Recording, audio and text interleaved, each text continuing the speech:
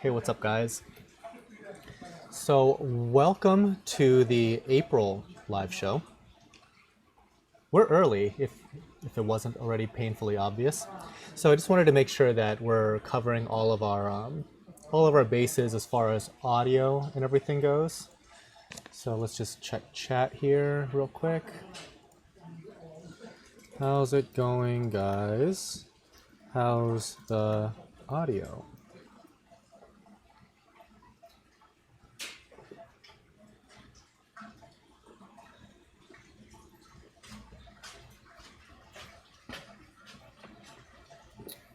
Okay, there you go.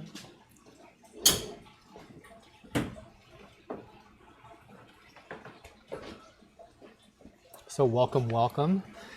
I am roughly, 20 seconds ahead of you guys in chat. So I have to kind of like compensate for that just a little bit.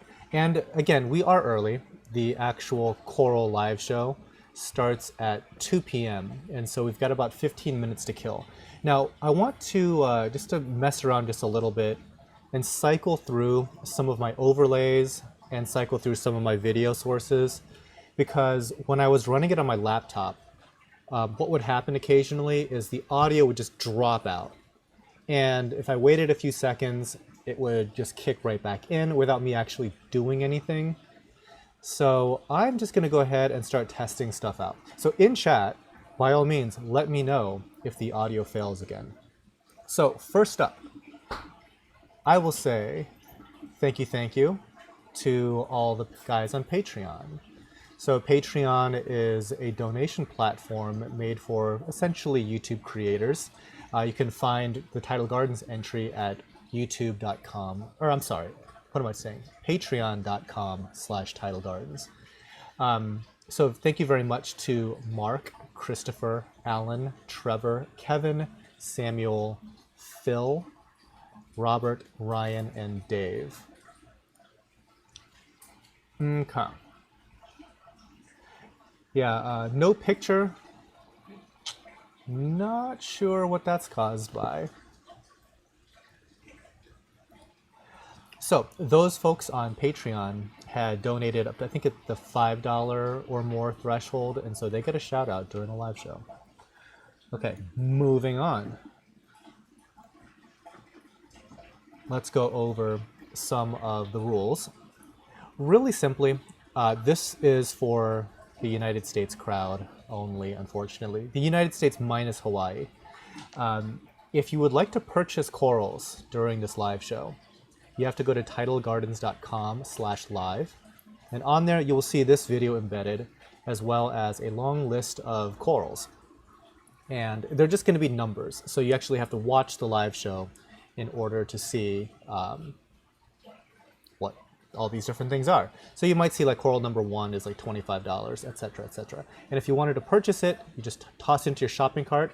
But in step number 2 that way, you have to finish the checkout process in order to get the coral. Just stockpiling all of these things in your shopping cart and then checking out later.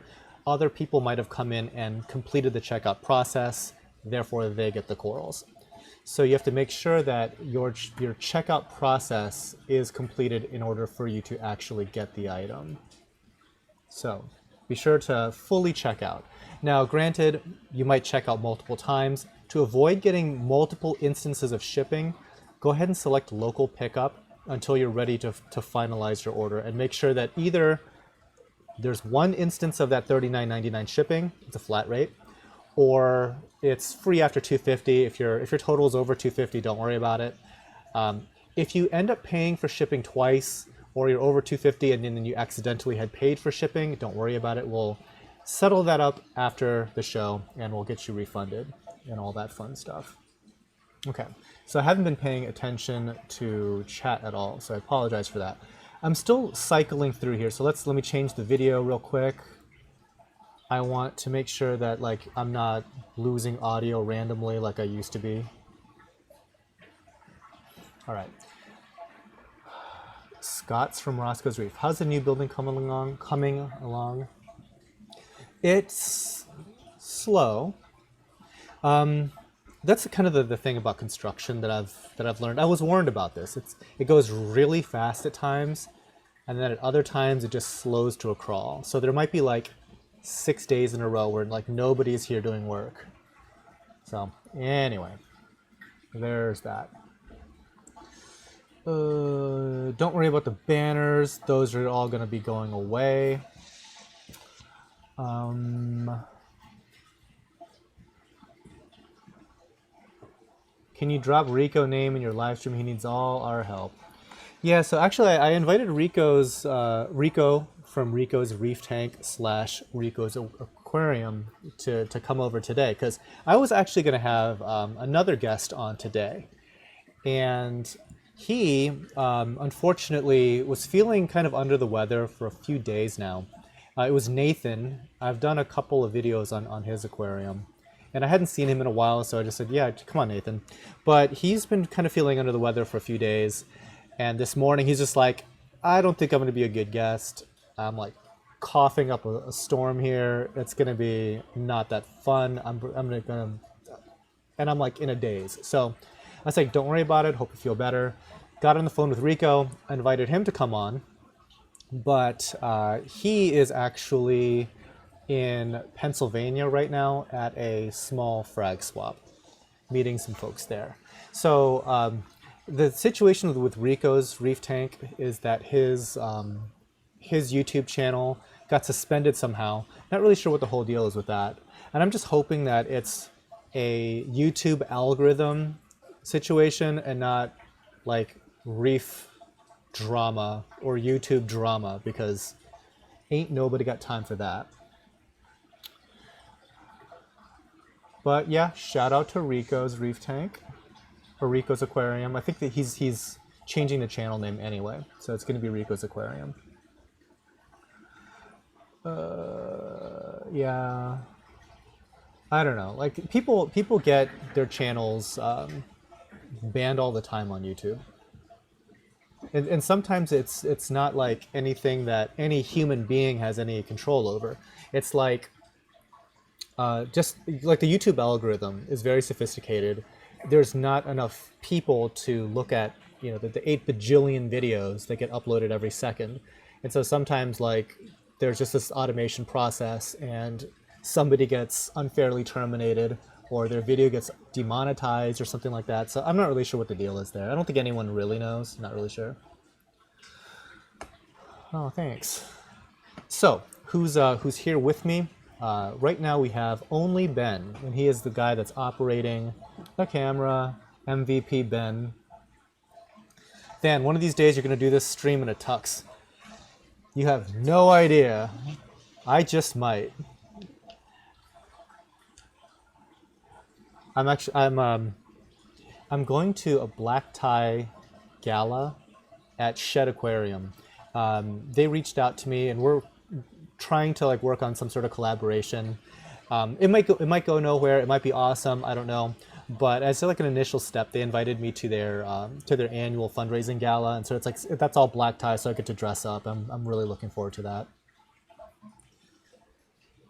So Robert Woods, you're having some, you know, so Robert, are you having problems like seeing anything here? You might want to restart your computer or something, because I don't know why it wouldn't be visible. Because everybody else seems to be... Refresh the page. Yeah, refresh the page or something. Yeah, something's just not right.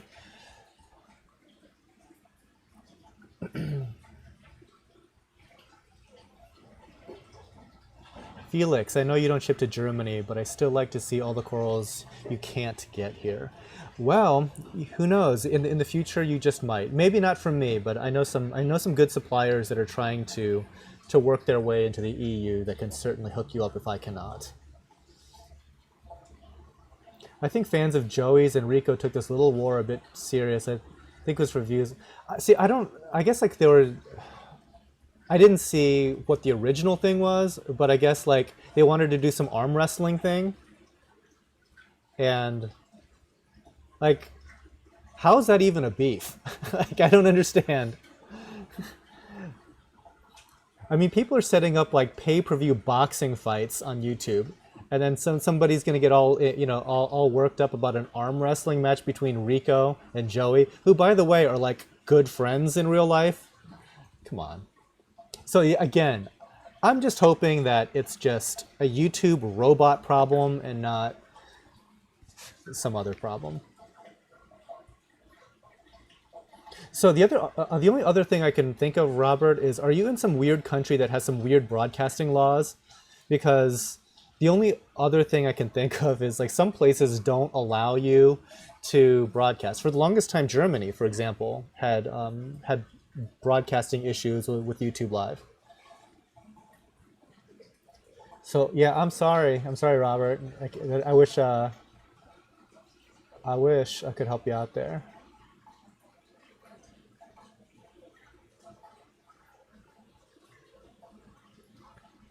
Oh, yeah. There you go. Mad River Reefs. Allow Flash if you're in Chrome. And sorry, Than, I just did a run to Lazy's Frag House. No purchases today. No worries, no worries. There's lots of good corals out there. Marine TV joined from Taiwan. What's up? I have not ever been to Taiwan. I would like to check it out. I'm big on travel, especially to Asia. There's a lot of places I'd still like to check out. Robert Woods, fine. Okay, fine. You got that working. Good. There's a Flash Chrome issue, I guess. Seaside Geckos. Show us some Blastos. There will be some on this show, I'm assuming. Okay, we got 5 minutes to kill. Still. Sneak peek. This is going to be the first coral.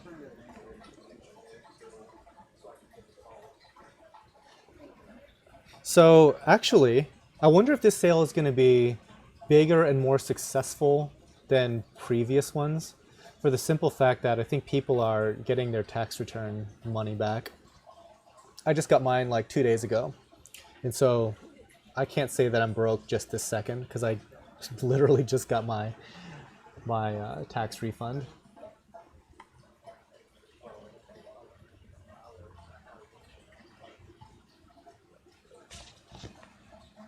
Okay, what's the rarest coral of the show? We have a hybrid Paleothoa that's pretty cool. Kevin Hayes, hello everybody. Thanks so much for the $2 super chat, bro. I appreciate it. I need to get like a hip hop horn or something like that that automatically plays.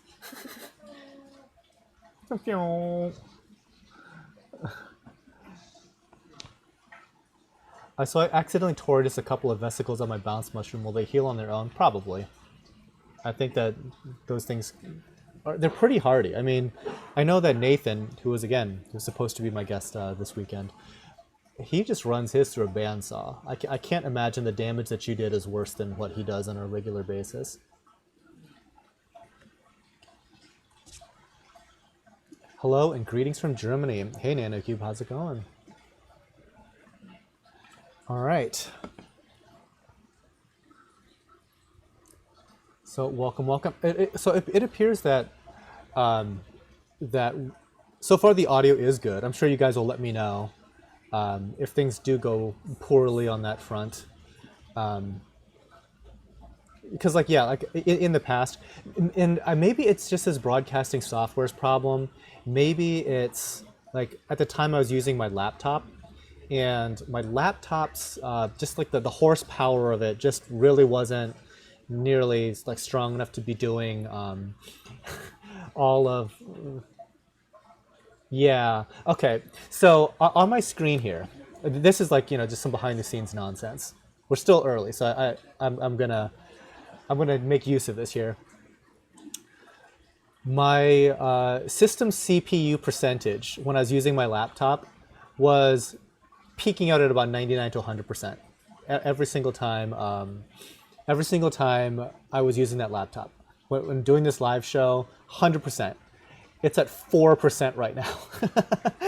And I would have a dropped frame every 3 seconds or so. By the end of the show, I'd have like a few thousand dropped frames. Right now, 0. Because I didn't really bring it up because I don't talk about a lot of like tech very much. but I'm running on the new iMac Pro. That is the 10-core, super high-end Apple. And I know there's going to be some Apple hate in the comments. This thing is very, very expensive, but it's one of the few products that actually does not have an Apple tax associated. So if you add up all the components, that is kind of what the thing costs. It's just expensive. So I got it mainly for, well, broadcasting and video editing, and it does a really, really, really good job of that. But I haven't used it until today because I was having all types of issues making my older capture cards talk to this new machine. But here we are. DC Reefer, hey, what's up, DC? Oh, DC, by the way, I saw you on the Instagram live stream last night. So for the folks that are Instagram followers of Tidal Gardens, you probably saw a really awkward live stream last night because a fellow YouTuber, Tech Gear Talk, he started an Instagram live stream on his side of things. And when I'm watching, I have the option to like, oh, I can join his Instagram live. I'm like, okay, cool. And we just wanted to test it out. So I joined, and all we were planning on doing was to talk about the Cavalier game last night where they got blown out by 30. We just wanted to chat about, you know, the basketball game and just to hang out and just to see. But what I didn't know is that when I join somebody else's Instagram live, it's not just their audience that gets a notification. All of my followers on Instagram, they also get the notification. So we started to like notice, like, you know, there's a lot of like Reef hobbyists that are showing up in this live stream. And I'm like, what is the deal? So yeah, so if anybody out there is really into Instagram Live and you wanted to do like, you know, some collabs and stuff like that, just know that both of your crowds are going to be getting this notification that you went live. And so I'm basically like in bed already, like surrounded by cats, and I'm just, yeah, we're not talking about anything Reef related. So I'm sure that for the folks that had seen that Instagram, kind of bizarre. All right, it is 2 p.m. guys. It is 2 p.m. April 28th. It's time to get this on the roll. On the road. Hopefully we'll be all done with this by 5 p.m. so we can all have dinner. And you're on a 20-second shot clock, right? 20 to 30. 20 to 30-second shot clock. All right. Let's go. Number one is some Sunny D Zoas. So DC Reefer, I was looking at the Mac Pro. That's my dream computer. I just play with it at the store. It is pretty legit. It's pretty nice. It's not perfect. There's still some like some kinks that are getting worked out with it. Sorry. I'm actually drinking a Coke. We were gonna have like Jack and Coke because Nathan doesn't. He doesn't drink alcohol, or he doesn't drink alcohol. He drinks alcohol. He doesn't drink like beer. I drink beer. So we were going to have Jack and Coke, but since he's not here, we're just going to have Coke. No sponsorship. Work bought the Mac Pro for me, dual 4K displays. That's pretty sweet. Like, I don't have enough room on my desktop to do all that. I wish I did. I actually, in the future, I'm probably going to have a very different setup as far as that goes, and especially for streamers, you really can use all the real estate because you really want to be able to see an entire screen of your broadcasting software. Another thing of like the chat. Another thing of the YouTube display. Number 4. And also, one day I hope that the broadcasting portion will be done by an actual director and not me, so I can just focus on talking with you guys while this all happens. Okay, so Isaac Corley, 1 sec, Ben. I will throw up the rules real quick. We went over them a little bit earlier, but let's just do this real fast. In order to purchase, you have to go to tidalgardens.com/live. On there, you can see all the different items, and you can just toss it into your shopping cart and check out. You have to complete the checkout in order to get the item. So make sure to do that. Shipping is a flat rate, $39.99, free after $250. But as the show goes on, you might be wanting to purchase multiple things. Don't worry about that. To avoid the $39.99 shipping on every single order, select local pickup, and that'll make it 0. But at the end, make sure you have at least one instance of $39.99, or if it's over $250, don't worry about it. Okay. Hopefully, in a breeze, that was it. If you go to tidalgardens.com/live, there's a link on there as well where you can read the rules in greater depth.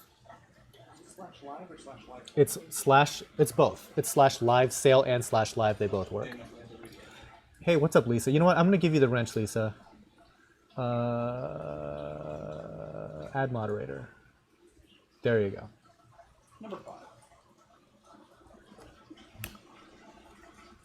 What? Did I mess up? Hold on. I messed up. Oh. I guess there's no shipping to Belgium. Unfortunately, no. The shipping is US only. One day, maybe we'll set up some sort of international operation, but right now, unfortunately, it's US only. Faraz, have you ever been to Palau for scuba diving? No, I wish. There's a bunch of places I wish I went scuba diving. As much as I enjoy diving, I don't get to do it nearly as often as I would like, because I live in Ohio, kind of landlocked. Lake Erie does not count, and unfortunately, I don't get to go out.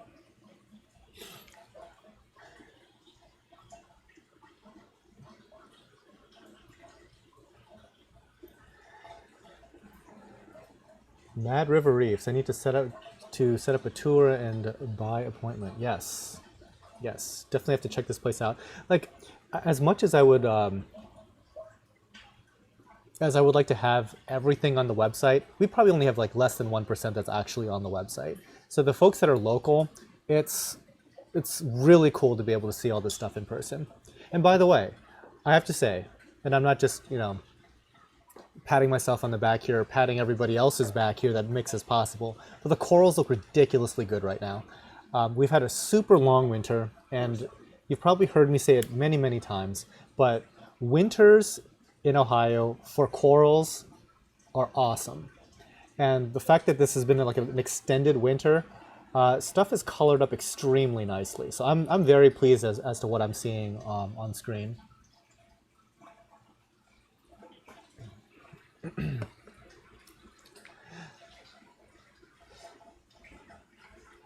Mel Wong, do you wear a suit all the time? More and more these days. So either I'm dressed in two ways. Either I'm dressed very like formally like this, or I'm in straight up pajamas, and there's not a whole lot in between.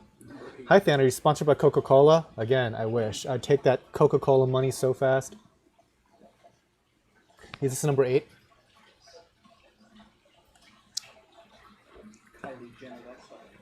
Yeah. Get that Kylie Jenner Coca-Cola money. Or was she Pepsi? One where she did that ridiculous... Oh, yeah, the ridiculous, I'm just going to hang out here in this protest because it's very fashionable, that ad. I remember that. If you visit Okinawa again, you need to visit Maya Island. It's a 40-minute flight from Okinawa, and the coral reefs are amazing there. I'd like to. That's a lot of travel, bro. It's a lot of travel. It's a lot of travel to get to Okinawa if you're in Tokyo already. And then to take another flight. It's a lot of travel, but I'm sure it's awesome. I hear Okinawa is one of the best places, period, for diving. Junior Rocket Dad, lol, that Pepsi commercial. Yeah, it's like as soon as I saw that, I'm like, yeah, Pepsi, it's a little tone deaf.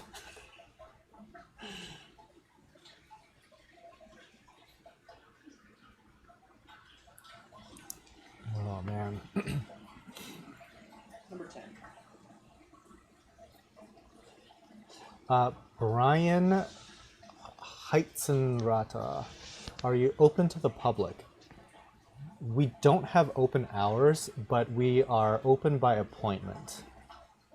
So there's no like just general walk-in hours or anything like that.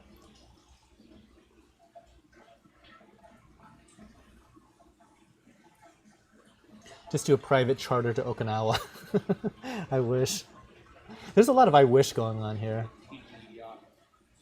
And I think I might be saying it more and more, just because this new building construction, while it's super exciting and everything like that, it basically reduces my discretionary money to negative a whole bunch.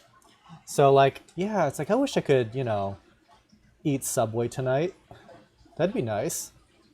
I think I'm just gonna boil water at home instead, though. That's all I get. Boiled water, not even egg food. Not even any food. I'm just gonna boil water because it tastes different than regular water.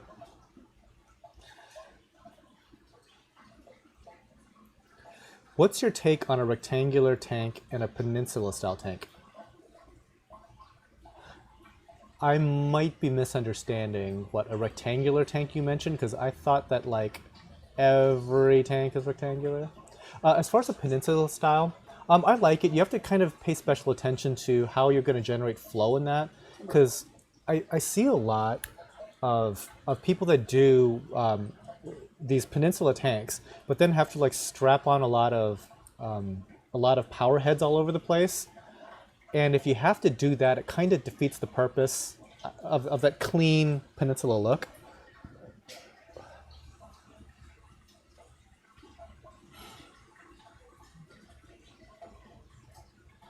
Then you need to open a Tidal Gardens in the Toronto area. I think Toronto would be a really cool place to live. I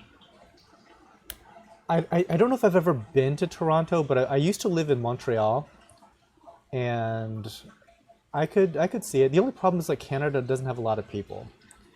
You know, that's the only knock on it. And having said that, Toronto has a ton of people. Number 14.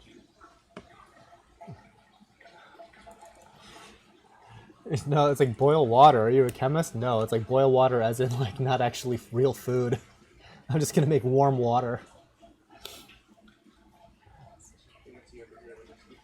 And unfortunately, I can't even eat ramen noodles because like I've been to Japan recently, and if you've had like ramen noodles in Japan, you feel like you've been lied to your whole life about what ramen noodles really are, and you just can't go back to like the 15-cent stuff.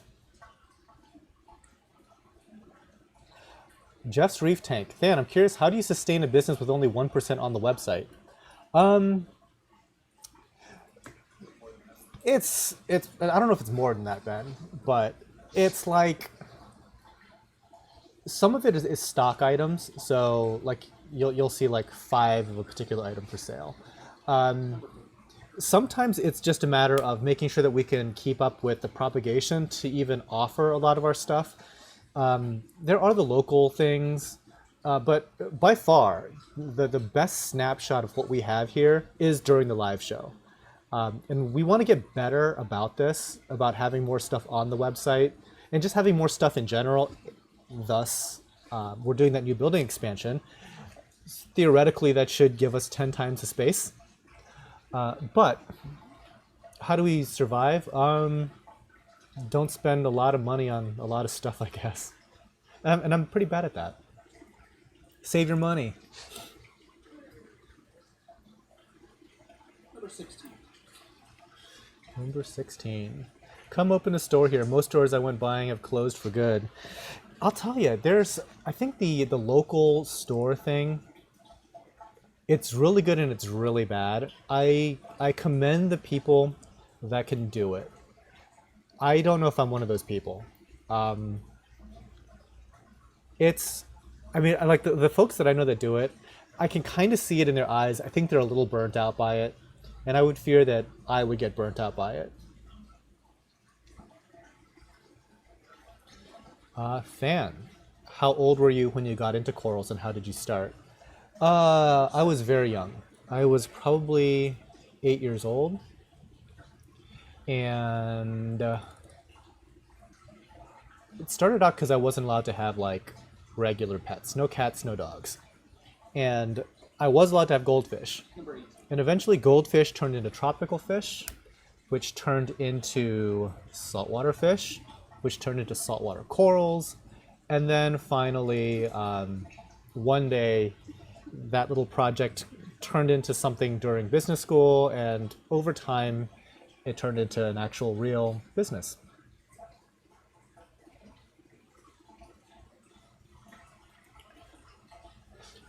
Junior Rocket Dad, when I went snorkeling and diving in Jamaica, there were fields of zoas. It's amazing to see just how many of them were, so even in such a destroyed reef. I've only been to Jamaica once, and I was pretty surprised at how nice it all looked. Very, very nice. Seaside Geckos, stop showing me coral. I'm going to buy all of it. I just can't buy everything. Well, you're going to be in for a rough time because I think we have 250 something here. Faith, can you ship these Monday for Tuesday delivery? I'm traveling starting Wednesday. Yes. So as far as the shipping goes, we will try to ship out everything Monday for delivery Tuesday. If people need like special shipping dates, we can work around that as well. Just send us an email after the fact. Also, I probably will not respond to any emails this evening. Usually after, I know a great customer service, I know, but typically after a live show, I'm kind of done with this. I'm going to enjoy the rest of what's remaining of my Saturday. There are no emergencies. If you paid for shipping twice, don't worry about it. I'll take care of it. You'll be all right. No need to freak out. So again, don't worry about it. I'll get to everything probably Sunday. We'll work out all the shipping and logistics and all that fun stuff tomorrow. Do you have any emeralds on fire zoas? I don't know about on this live show, but we do have them. Did I miss any Paleothoa grandis yet? I don't think so. Dan, are you ready for wine yet? No. That wine that you saw me drinking on somebody else's live stream, a little rough. A little rough. I like good wine, and I've been spoiled. That was some pretty rough wine. Yeah, poor Sean. My friend made it. It's a little rough.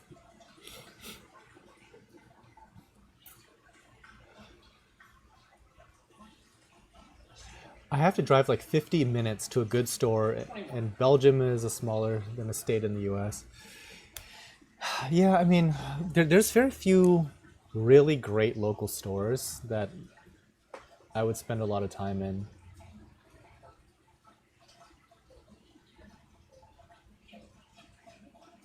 So Than, what's your favorite Cardi B song? I don't know a single one. I know who she is, so I'm not that far out of the loop. I just don't know a lot of current pop music. Do you know any Cardi B songs? I don't know who it is. She's kind of like a young hip-hop artist. Did she get started on YouTube or something? For some reason, I associate her with YouTube popularity.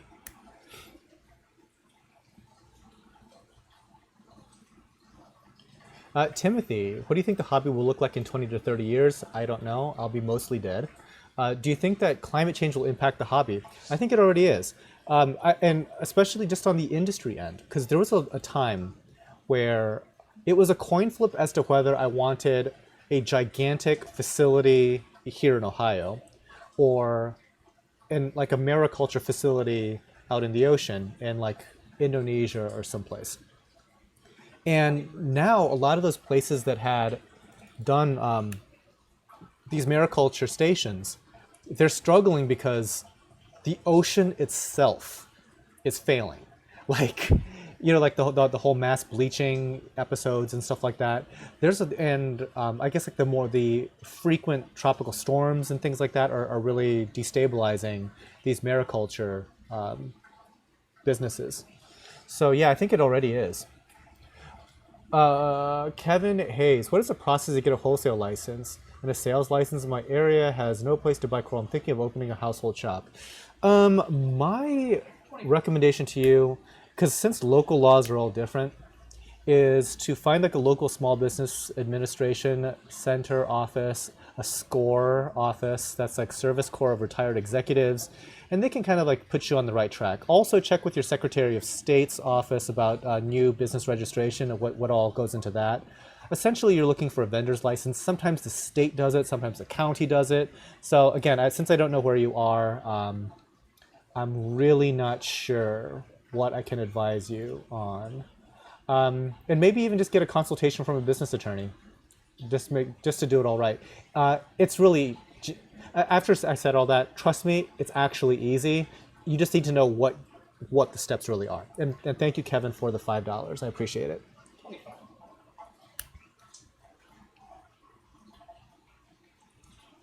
DC, you think Dan knows who Cardi B is? I know who she is. I can picture her. I can picture her in my head, and I know people that have like referenced her lyrics, but I've never actually heard her music. It's like Keel. Hey Than, been a fan for a year now. Setting up a tank soon. Excited to buy corals. Awesome. Thank you so much. Than, do you dance, or you make money moves? 26. I'm gonna guess that has something to do with Cardi B.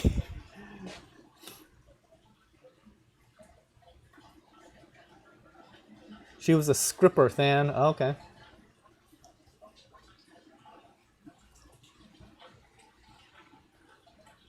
Oh, she was on World Star Hip Hop, not YouTube. Oh, interesting. I'm also familiar with World Star Hip Hop.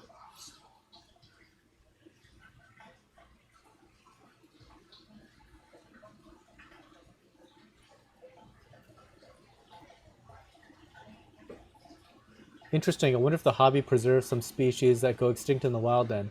I think if things went really, really, really poorly out in the wild, this hobby is going to take the brunt of that, even though it probably has very little impact in the grand scheme of things. I think that it's going to be such an easy target for people that want to like show how terrible home aquariums are.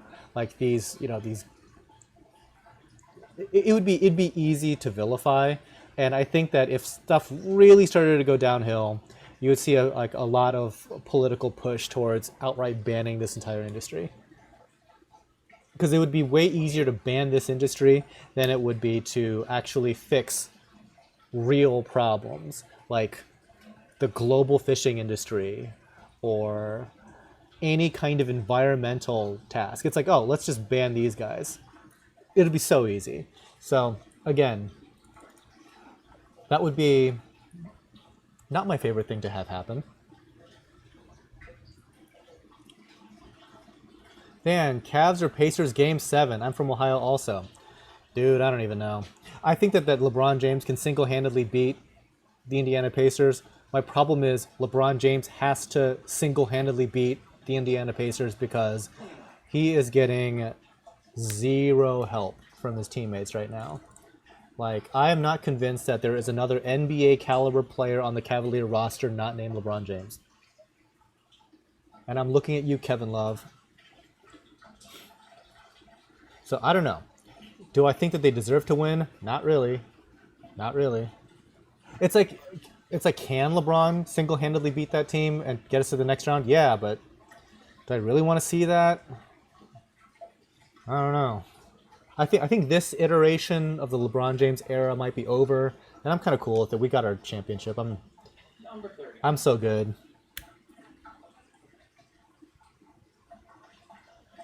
Noah Morris, Toronto or Vancouver? I don't know the context of your question.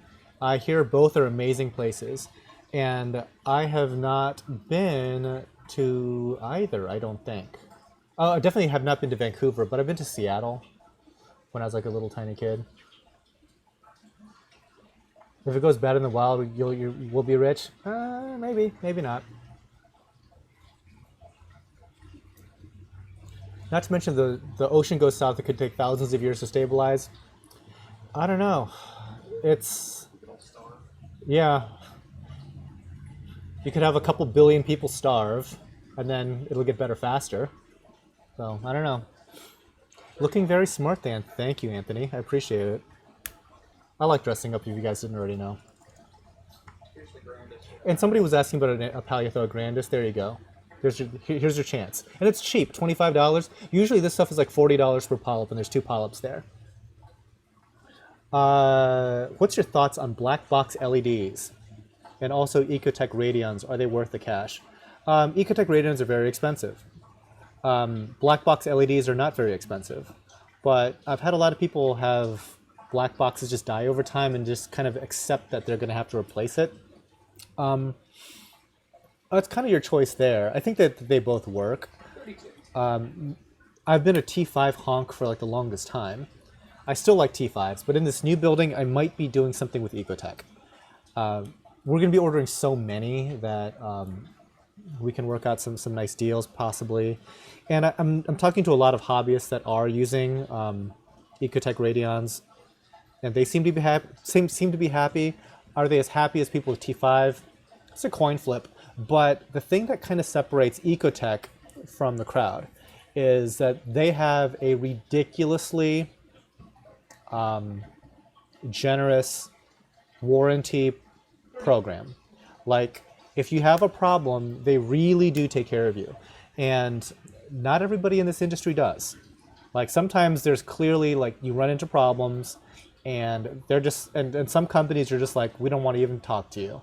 Whereas, like, Ecotech, to their credit, has done a whole lot in that direction. They've done a very, very good job as far as customer service goes. So whether or not they have the best light, it might not matter, because they probably have the best service. The best service I've seen, anyway. For 34.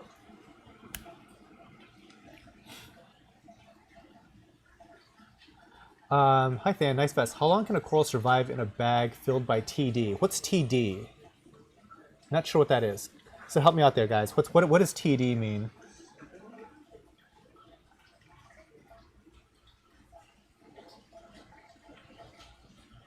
I just saw the makeup comment thing. Very nice.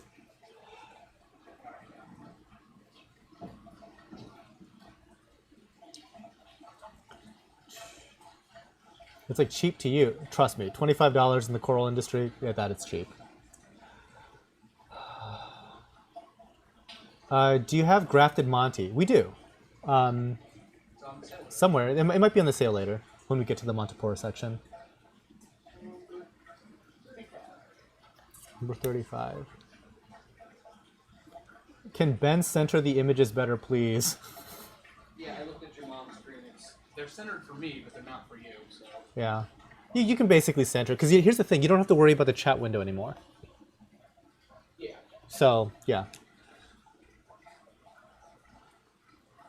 Let me know, is that better? I can let you know. It looks fine on my screen. Kessel is great too. People like Kessel a lot. TD equals Tidal Gardens. Oh. Okay, interesting. How long will they survive? Like, we don't like to have them in transit for more than 24 hours. 36. 36. Okay, Noah Morris. What company makes the best light fixtures? I don't know the answer to that. It still very might well be just good old-fashioned T5s. I guess it depends on what your criteria is, right? Because I suppose if you're looking for energy efficiency and low heat, T5 is probably not the answer.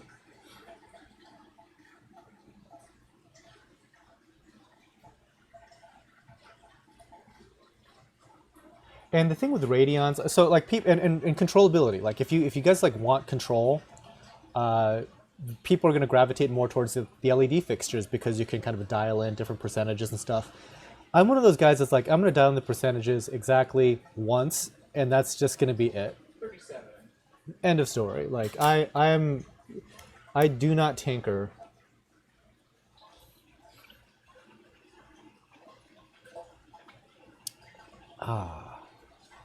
Yeah, unfortunately, no international. This is US only.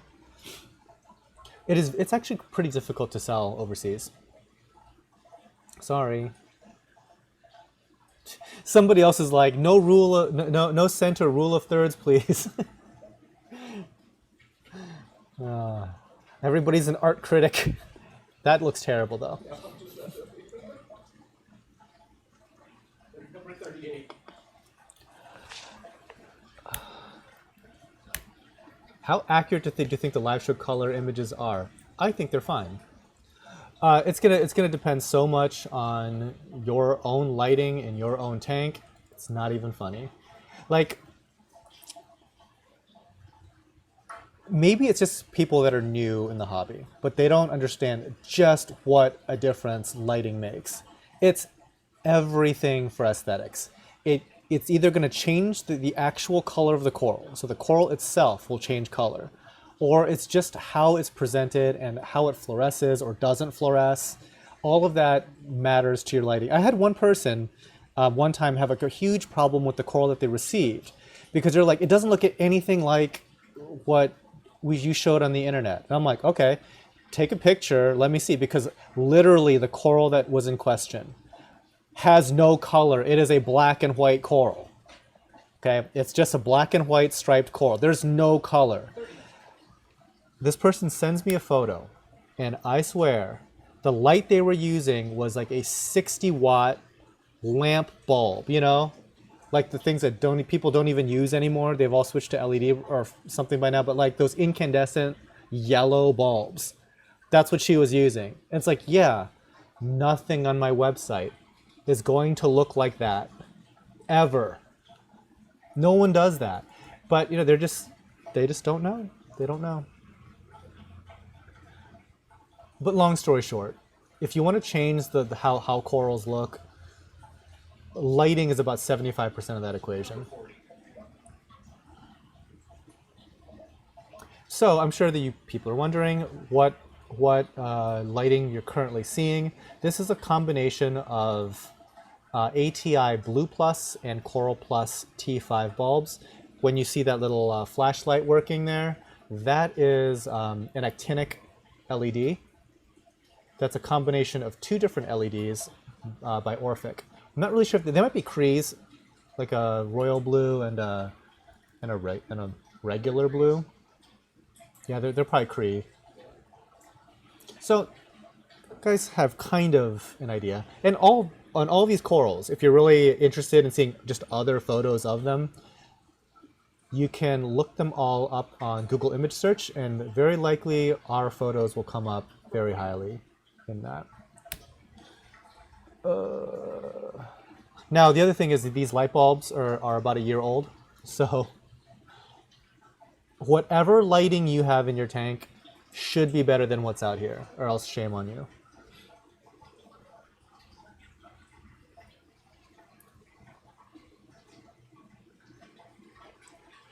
How do local shops get their corals? They probably order it from a wholesaler or buy it from local hobbyists.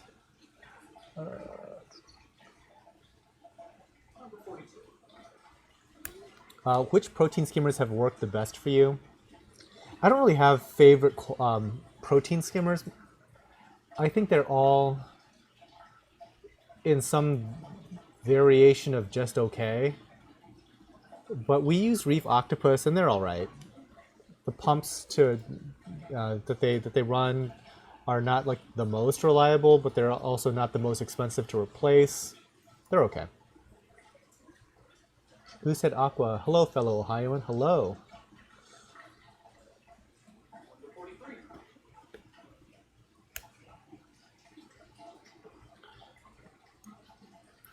When should I come back to see SPS for sale? Not sure. Next coral will start SPS. Actually, Ben just said next coral is going to be starting a group of SPS. There's some mixing and matching in here.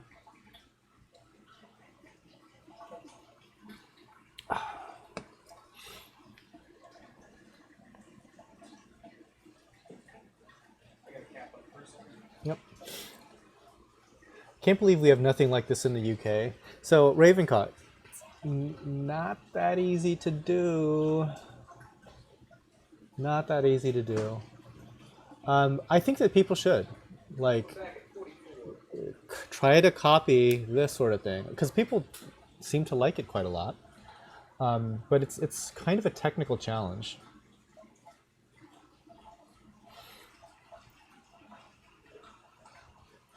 Reef octopus, yeah. According to BRS, T5s lost very little after a year of use. Yeah, I could see that. I remember it was like, most people thought that after a year they would lose like closer to like 50%, if not more, of their power. I can definitely tell that our bulbs, they're not going to burn out anytime soon. But I know that I can tell they're dimmer.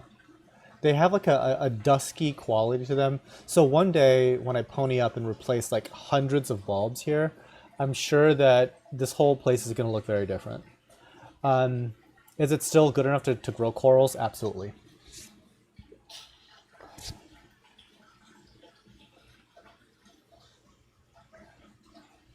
Anthony, are there really small multicolored anemones just called rock anemones? Yeah, I mean, I think rock anemones typically stay under 3 inches. They're pretty small.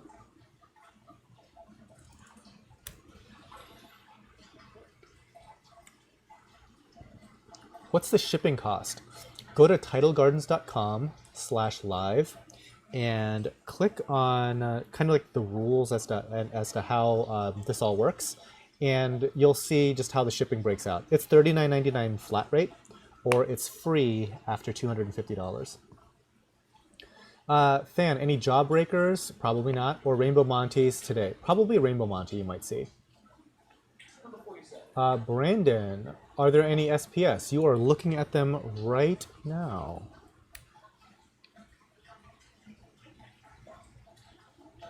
Also, looking on your screen will look different to other screens. So it's really funny, Raven, that you mentioned that. Somebody said, it looked so much bigger on my screen at home.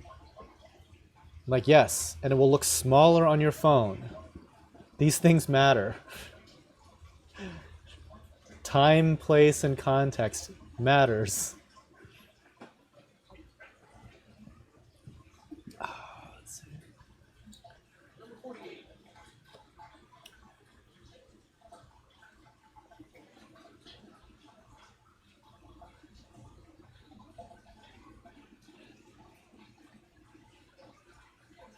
Any Blastos today? Ashley, I'm pretty sure there are going to be some Blastos later.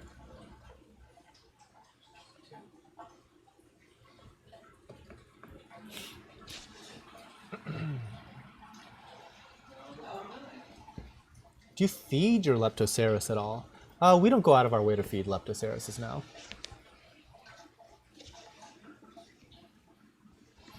Jawbreakers, they're probably referring, Lisa, they're probably referring to jawbreaker mushrooms, which are a type of a discosoma.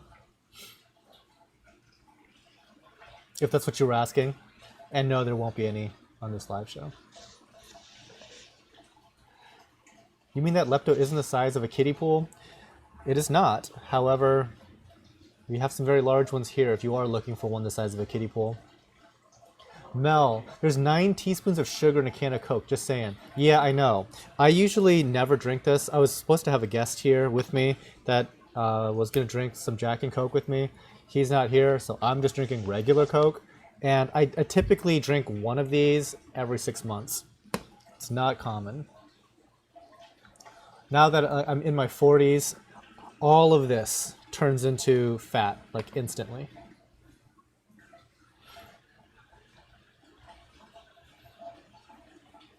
Tony S., thank you. I'm glad you like the look of the corals. How do I get coralline to be very rich in color hues? I would say that the most important thing is not too much light, A, and B, paying special attention to your calcium and alkalinity. Once we started to take our calcium reactor situation a lot more seriously and kind of elevating our calcium and alkalinity levels, it made a huge difference on on how that stuff grows. Now, having said that, once we get into summertime, where it just gets too bright for too long, a lot of that stuff is going to pale out. I'm trying to quit soda too.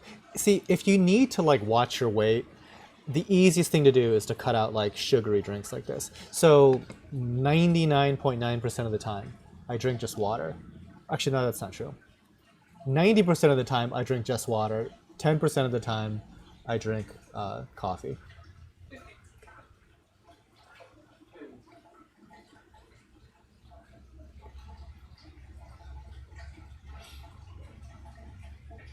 Daniel Valderrama, where's Rico?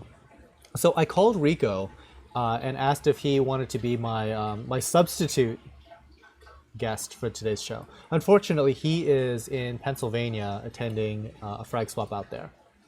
So, yeah. You smile more when there's alcohol involved. Yeah, that's probably true. I think I'm a better human being when I drink.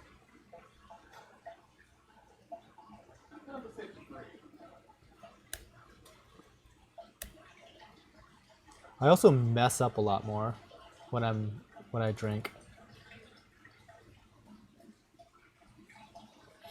Yeah, and Rico's gonna be making a new as who said this? As Tomer Levy said. Yeah, it's he's rebranding his channel or starting a new channel as Rico's Aquariums.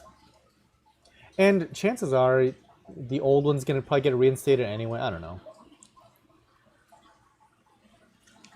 I don't know how YouTube works as far as that stuff goes.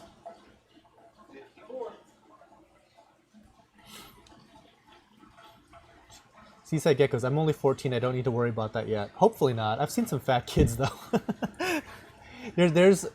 I think like these days, with the type of food that's out there now, where like nothing is actually made of real food, it's very easy for people even younger to have weight issues.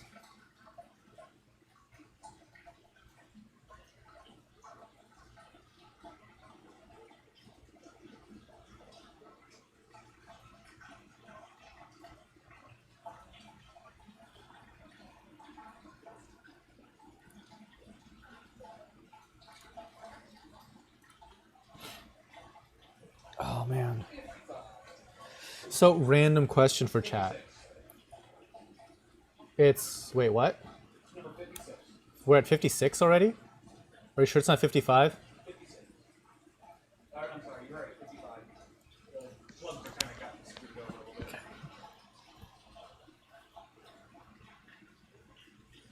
Food is too enriched with sugar, yeah.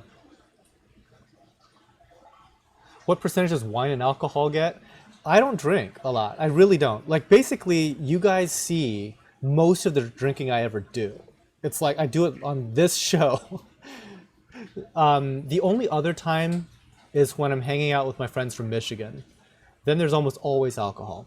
But I don't always go to Michigan. I go to Michigan like 3 times a year. It's like I definitely don't drink a whole lot. So there's like wine bottles and some liquor bottles in my kitchen, and they could be every bit of 10 years old. They just never get touched.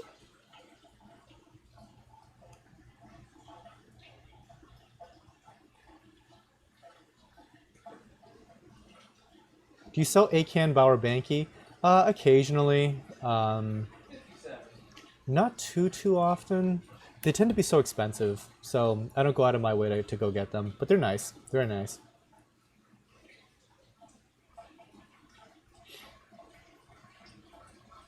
Are we enabling you, Than? Nah. No, I take full credit for those decisions.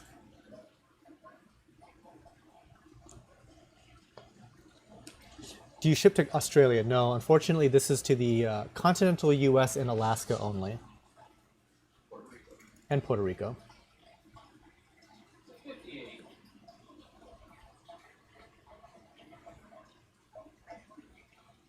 So what color is the LED flashlight? My guess is that it's a Cree Royal Blue and a Cree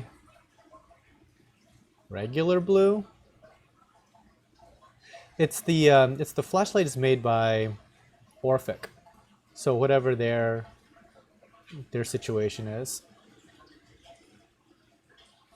Dave Cash, any tips on smooth skin or deep water acros? Pretty much my recommendation for those would be the same as any other acro. Pay special attention to the stability of your parameters. Make sure there's plenty of alkalinity and calcium. Try to limit phosphates and nitrates. Not super duper low or anything like that, but just consistent and consistently low for those two parameters. Provide plenty of flow, plenty of light, and you'll be successful. Devil's in the details is not the easiest thing to pull that off, but that's kind of it. If you do that, chances are you're gonna have a lot of success with SPS in general. Now, if you do have success, what's gonna happen is you're gonna grow at a geometric rate, and that is going to change that balance of what you need to be putting into your tank.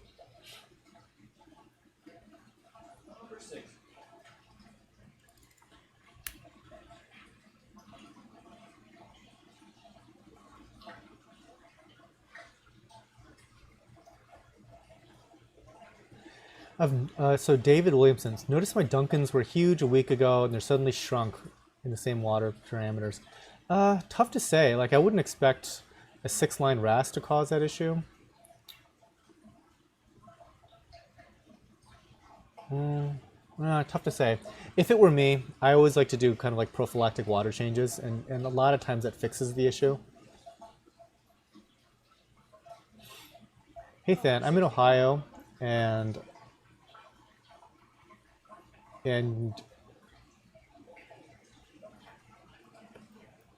you're not in Ohio? Can you stop by in July? Possibly in July. We can set up an appointment when you say you are.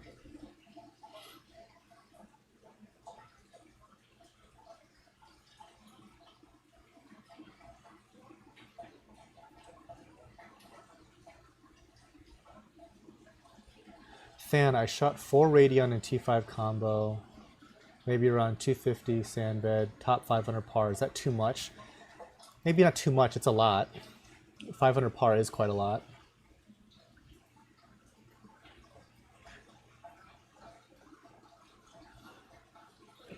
I wouldn't exactly be going much higher than that.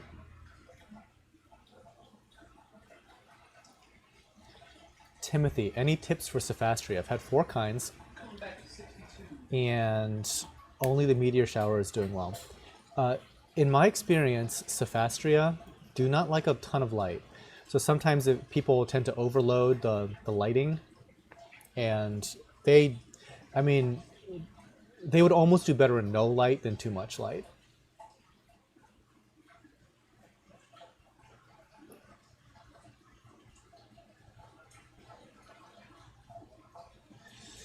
Yeah, not really sure why they would be shrunken like that. The only other thing you might want to test for or check is to see if there's anything that's eating them. Sometimes there's like flatworms or some kind of parasite that might be causing some problems. Whenever a coral just unexpectedly stays closed, always makes me worry about pest control issues. Do you have any infinity stones for sale? No. I'm not exactly excited about that movie either. I'm not going to put any spoilers out here. I read the spoilers. I'm not high on Marvel right now. Do you ship outside the US? No, unfortunately, we don't. It's US only.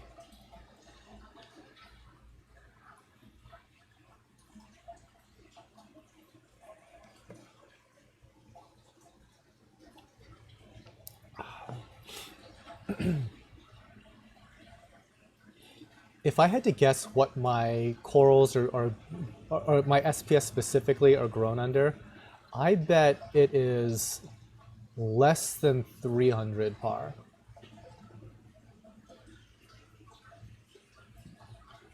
People can definitely try to overdo it on the par levels. It's really not that necessary. All right, so give me 1 second here. Ben is getting a little mint here. I'll quickly go over the rules for the folks that are new to the stream. So, The way to purchase, if you're in the US, is to go to tidalgardens.com/live, and you'll see all of the corals listed out there. To complete, you have to complete the checkout process to get a coral. Toss it into your shopping cart and finish checking out. Shipping is a flat rate $39.99, free after $250. But if you're constantly checking out, you obviously want to avoid getting multiple instances of shipping charged. So you can select local pickup each time, so you're not getting like double, triple charged for shipping. That's it in a nutshell. But if you do go to tidalgardens.com/live, there are all these instructions much more fleshed out.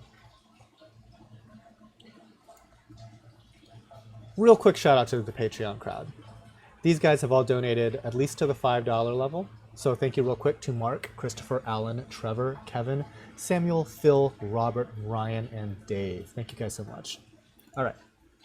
And let's see, real quick.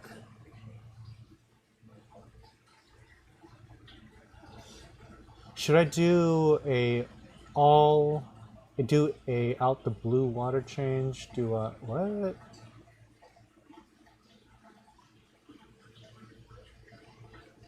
An out of the blue water change?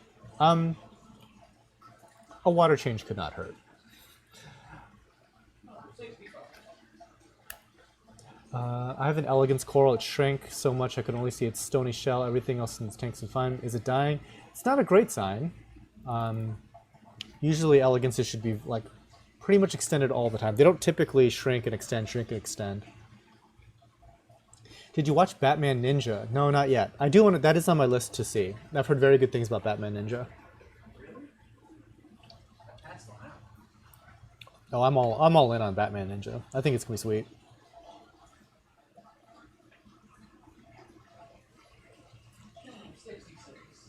I've had a dunk in 3 years. I do RO water dips, but okay, I would not do an RO water dip with a Dunkin'.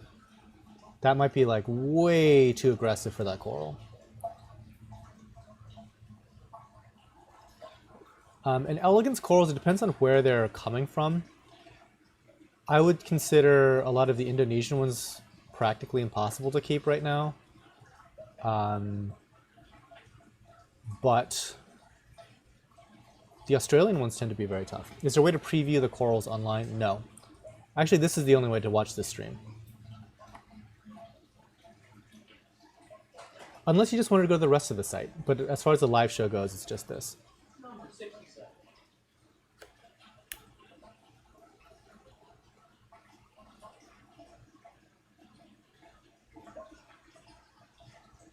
Yeah, there's only like ones of corals you can do freshwater dips on. Everything else is probably going to super kill that coral.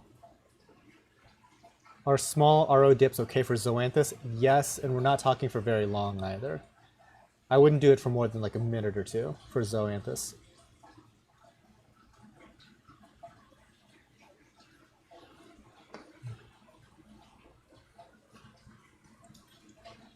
Number 68.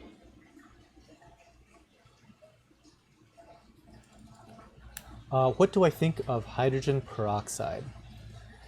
We've done it occasionally. You have to be careful. That's another harsh one. Like, I think that people tend to really overdo some of these dips. Like, you know, they read, oh, you can use this for a dip. It's like, yeah, you can, and it will be effective, but some of this stuff is really harsh. Like, if, for example, if I dipped this Montipora in hydrogen peroxide, it will mostly lose all of its fluorescence and color as a result.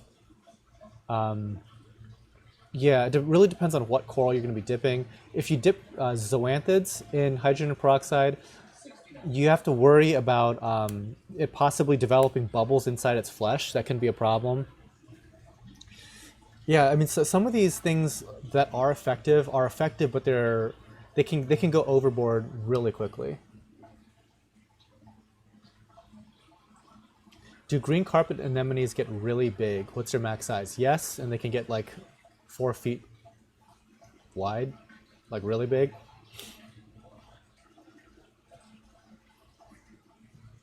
Number 70.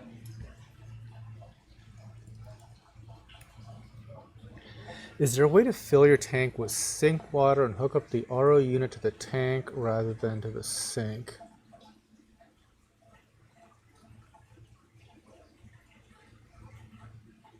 I don't... Okay, hold on. Is there a way to fill your tank with sink water and hook up the RODI unit to the tank? No. Not really, because there's a rejection rate. No, that won't work at all. Yeah, that's not going to work. Because like the RO unit, the way that it works is it rejects like 3 times as much water as its clean effluent line has. So you'd basically just empty your tank, if I'm understanding what you're suggesting.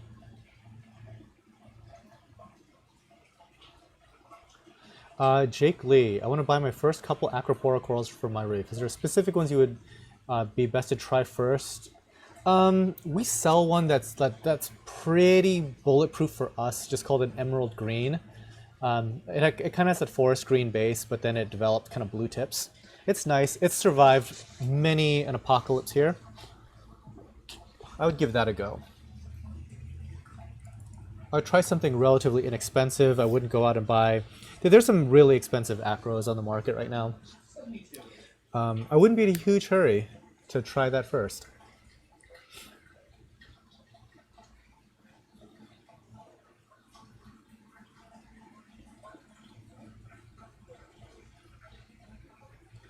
Let's see.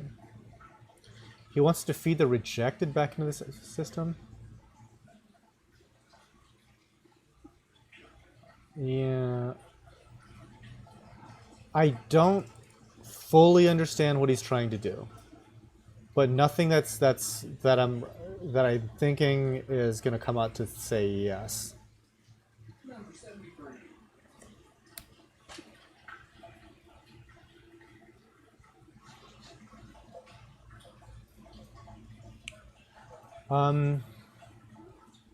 Yeah, I'm not really sure what kills elegance corals. The one that's from Indonesia, I think for whatever reason they develop diseases very, very easily. That's kind of what I've noticed.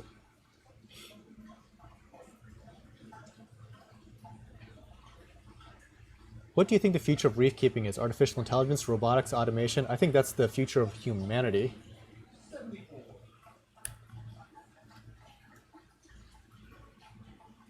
If you put RODI in your tank, you'll keep 1/3 of the water.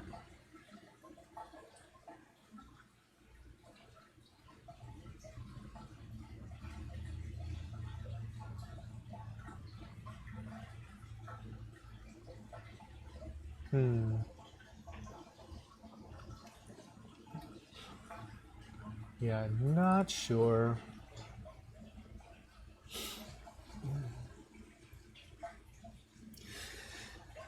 So, random question for you guys. Wherever you guys are, have you had a really brutal winter? Because here in Ohio, it is late April, almost May, and it would not surprise me if it started snowing. And it's really cold outside right now. Do you know what temperature it is outside, Ben? It's probably like in the low 40s.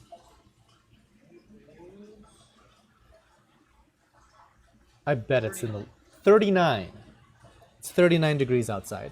It's cloudy and cold and awful out.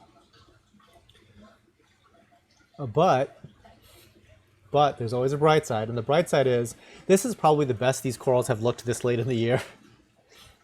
I mean, like what I'm seeing on screen looks fantastic.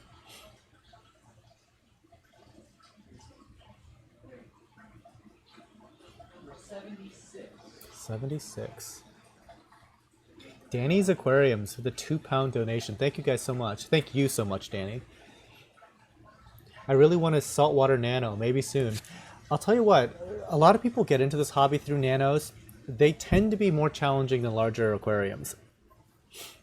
But no, now that you're getting into just kind of like the research and development phase of the project, it's good because the more that you can absorb as far as just information, it'll save you so much in the long run. Like the longer you can wait and just research more and more and more, it'll pay itself off quite substantially.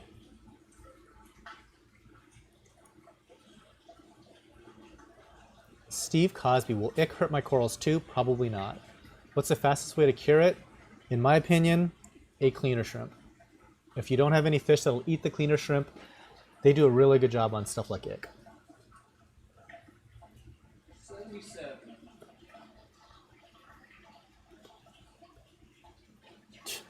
Saltwater Jeff, it's nearly May in Oregon as well. Look, you might want to mention this is a side shot of they're the same side, but put this one on its side. So you can Yeah. see the new growth.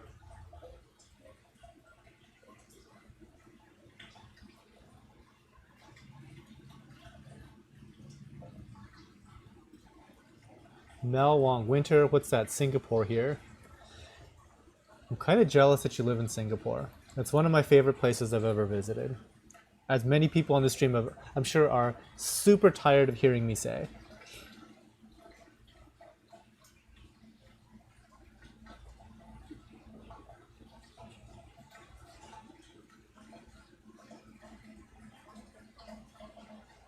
I'm in Canada and we have winter forever.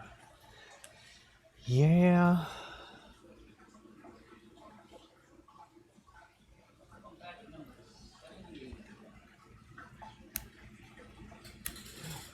My issue with the American South as far as climate goes is just how humid it is. It's not so much I mean, and I should say like the Southeast, meaning like New Orleans to Florida. When I was out in Las Vegas, it was like low 90s out, 90 degrees Fahrenheit. And it was not a problem for me to wear a suit in that temperature, just because it's dry. However, I wore a suit in New Orleans when it was like mid 80s, but super humid. And it was excruciating just how hot and muggy that was.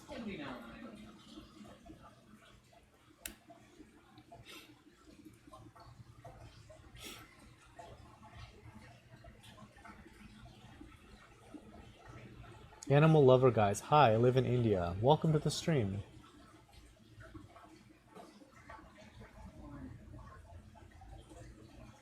How can you tell the Indonesian and the Australian?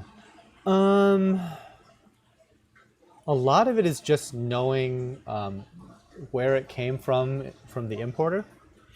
And a lot of it is also just seeing them over and over and over and over and over and over and over again.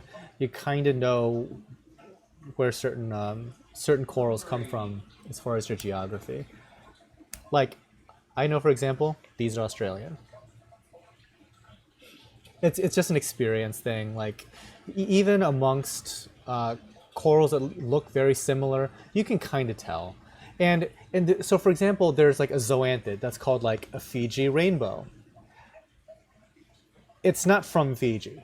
That's not what zoanthids from Fiji look like. It's called a Fiji rainbow because it looks like a rainbow in Fiji, that sort of thing. So even then, it's like, sometimes you would think that, oh, Fiji rainbow means that this zoanthid came from Fiji. It didn't.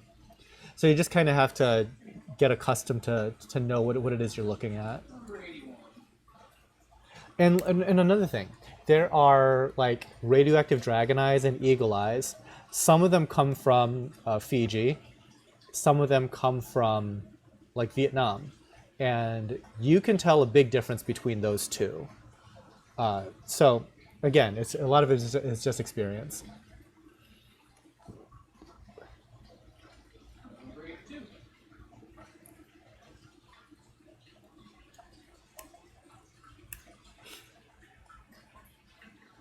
Blue Carpet Reefing. Lisa Aquatics. Do you have a wrench on every channel? She just got her wrench today.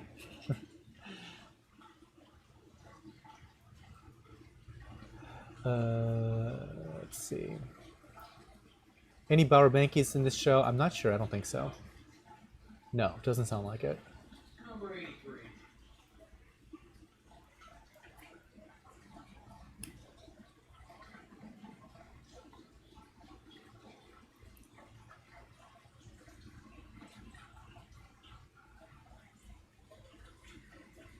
Oh, thanks, Brian. Appreciate it.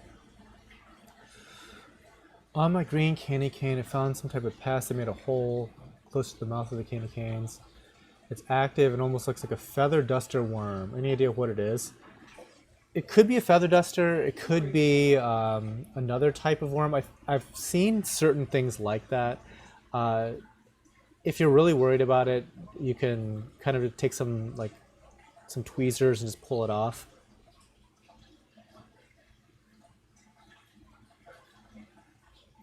Dan, would you choose one low nutrient method over another from Red Sea, Zeovid, or Aquaforest? I don't like any of them. I am 100% off the ultra low nutrient. It's not even a bandwagon. I don't know if too many people even really do it. I hate the methodology. We probably won't be trying any of it long term, so I can't really choose a favorite. The guy to talk to, which I might have on another as another guest, his name's Will, and I've kind of showcased his reef tanks on this channel before. It's Will Holland. He loves that stuff. He's tried all of them. He's tried Red Sea, he's tried Zeovid, he's tried Aquaforest. He's currently doing Aquaforest. Not my thing at all.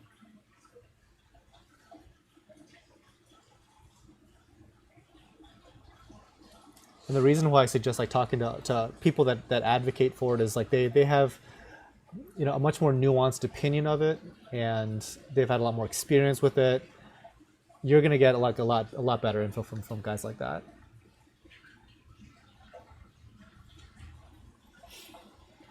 One of the new heads on an Acan Lord turned half white, but the other's heads are okay. Is that a problem? I don't know if it's a problem. A little weird, but not exactly a problem.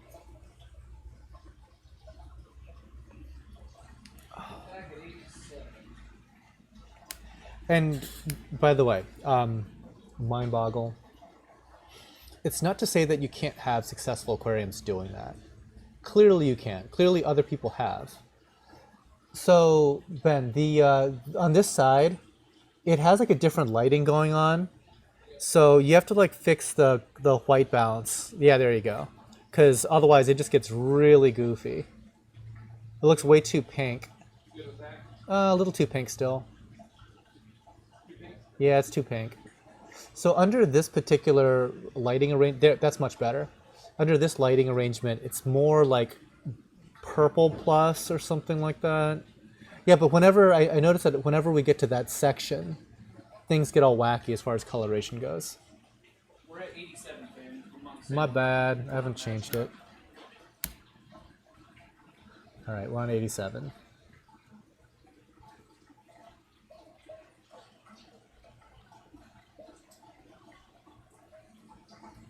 Than, when you glue a frag, you use super glue. Is it a special glue for reefing or hardware store?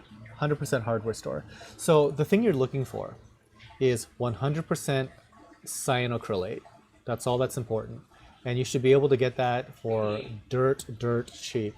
So we get it from Dollar Tree, which is one of these dollar chains. It's kind of like Dollar General. This one's Dollar Tree. So if you go to their website, you can order it in however much you want and have it delivered to your local Dollar Tree store. And that's what we did. We ordered I don't know, a dozen cases of the stuff. Just went and picked it up, paid for it, and you're off. Number 89. Number 89.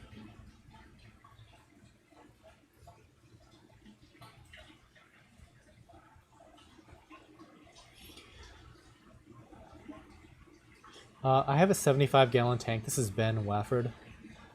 I'm getting ready to stock it and was wondering your thoughts on good beginner LPS. Well, we're looking at some right now. A lot of these hammers are a pretty good choice. Number 90. Number 90. Animal lover guy. Is it really necessary for a skimmer to be present in a nano aquarium? A lot of people go without one. I really like protein skimmers, and given how volatile nanos can be, I'd much rather have one on a smaller tank than not have one at all.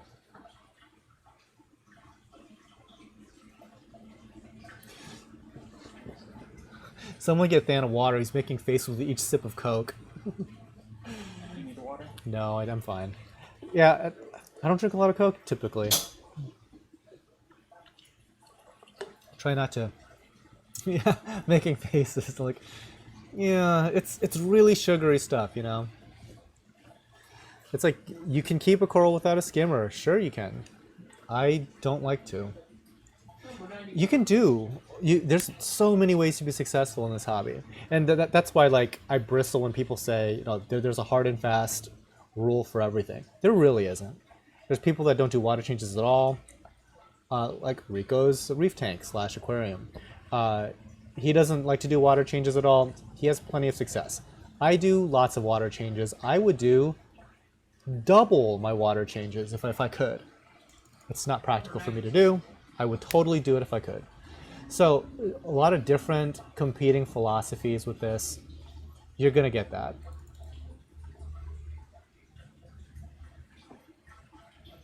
Dave Lippy, any tips for convincing a bubble tip not to keep walking to the back of the rock out of sight? No. Unfortunately, they're going to do whatever the heck they want.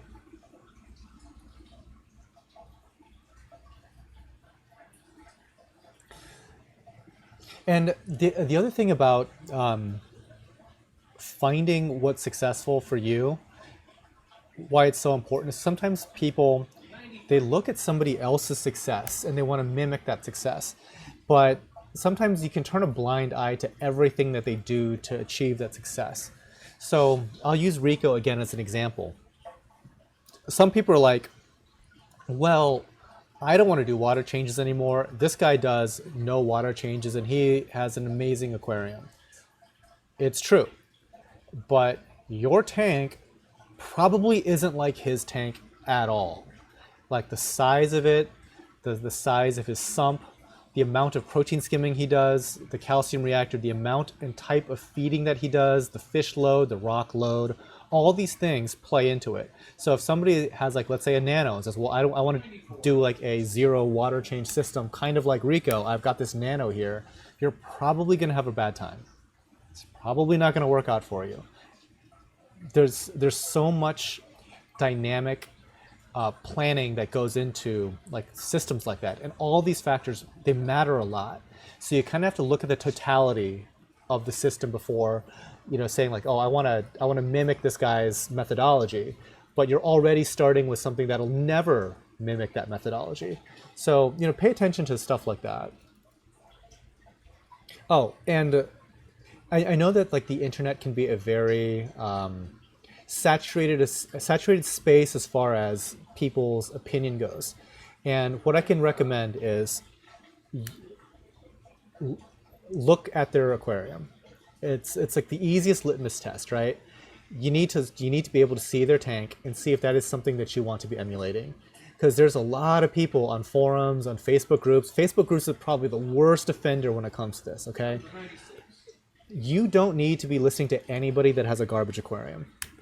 Like, period, end of story. That should be like the fastest filter right there. If somebody is like super evangelical about their beliefs on methodology as far as this hobby is concerned, and you take one look at their tank and it is like mostly algae covered rock, you can stop listening to this person outright. Number 97.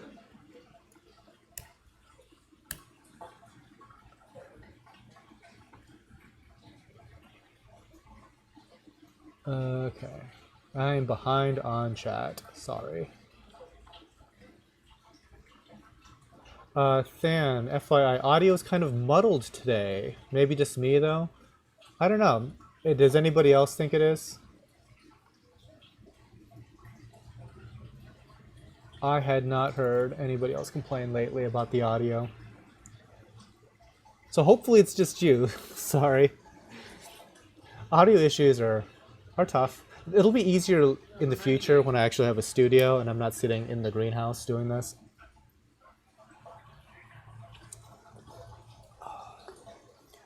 But like I said before in other videos, it's like when you're building a greenhouse, you never once think, oh, you know what, I need to make sure that I save enough space here to have like a recording studio.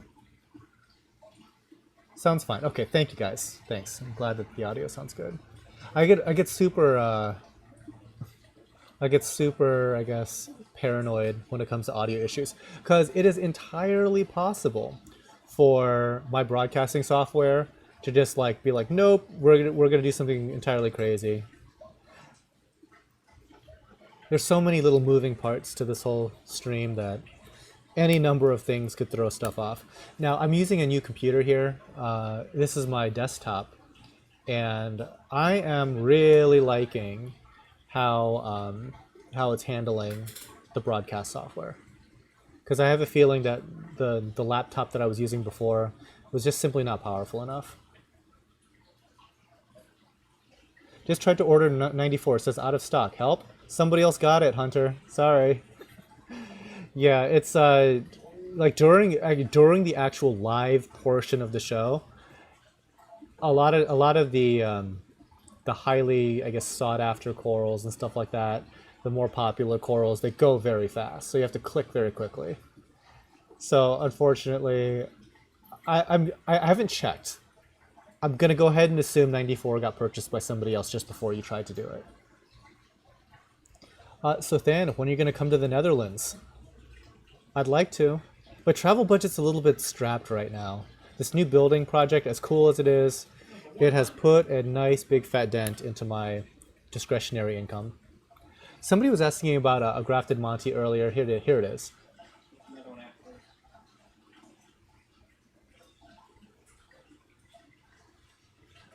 Do you keep Leptastria? I do. We have some. There probably is going to be some on this show. Don't know what types though. We've got several different types. 101. Tony S. Took me 2 live shows to get a Rainbow Monty. I mean, the Rainbow Monty is by far like the most photogenic coral that we sell. Like, whenever we even just as soon as I see it, it's like I know we don't have to spend very much time talking about this because it sells within like 5 seconds. Please say bye to me. It's 12 a.m. I'm going to sleep. All right, good night, animal lover guy. Thank you so much for joining. There's your shout out. There you go.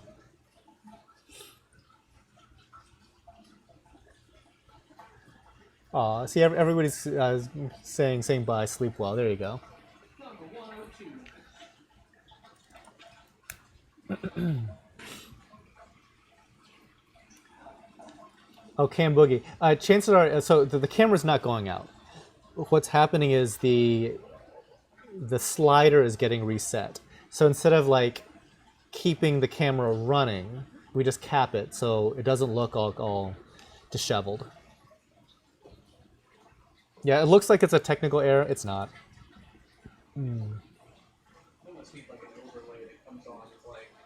I could put an overlay, but it's like but it happens so fast. It's not worth it. Hi Than, do you do the grafting? I don't. There's only one thing that we do that we've done that hybridized, and that's like the nuclear death polyethola. 103. As far as like the Montes, I think those all came at some time or another from probably Worldwide Coral. They are very active in that. I want to try doing something else. Why are your Montes always cubic? It's probably just the way that they're cut and then glued down.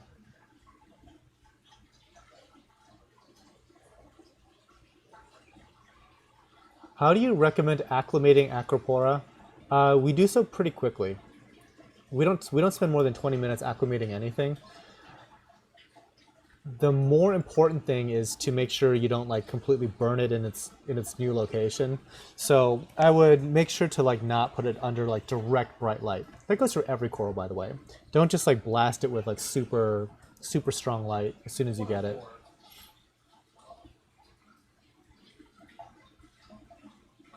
So Mr. DNGG, Rainbow Monty bleach after it got covered in algae. Should I leave it in the tank? I mean, it's not going to hurt, I guess. But again, it's that initial, you don't want to shock any new incoming coral.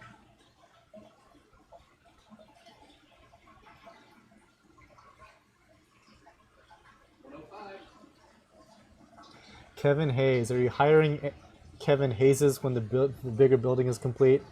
You never know. You never know. There might be There might be new hires happening. Depends on the skill set. If you are a better editor than Coralfish 12G, you might have a new future at Tidal Gardens. I hate editing, and I'm not very good at it. I'm like a below average editor on my videos. 106. That is one thing that can get outsourced. Speaking of Coralfish 12G, one of these days when he's like has free time and is in the Ohio area, I'll definitely have to have him on. I've met him a few times. Nice kid.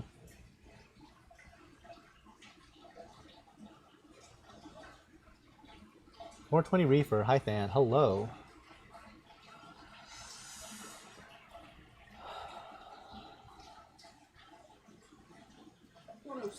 No further Reef. Yeah.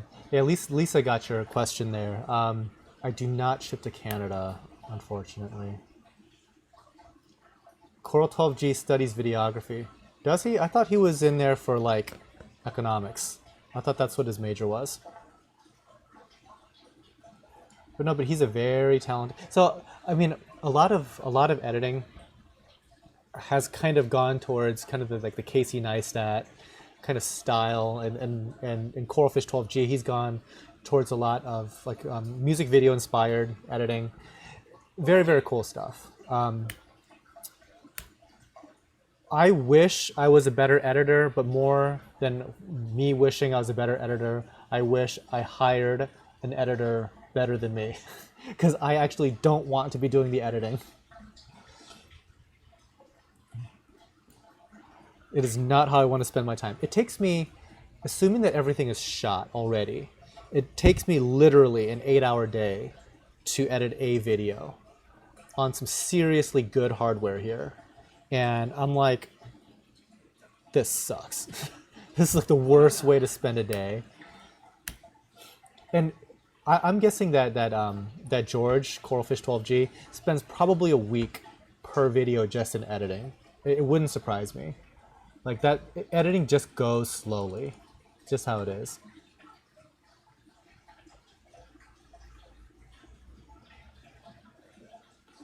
Dr. Walsh of Magic. I don't get frostbites. They're vicious. All clownfish are mean. So mean. One of my least favorite fish, you guys. I'm sorry. I don't do clownfish. What do you think about ORA coral? They're fine. We used to get some, what do you call it? Some clams and stuff from them, but we do so poorly with clams, we hadn't done that in a long time. Do you have more white polyps, Monty? Probably. We have some stuff in different sections. Oh, that's the only one of those? Unfortunately, we only had that one. Maybe next time.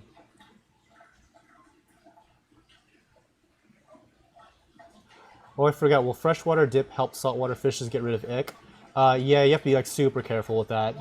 I mean, you're more likely to kill your fish with a freshwater dip than having the ick do that.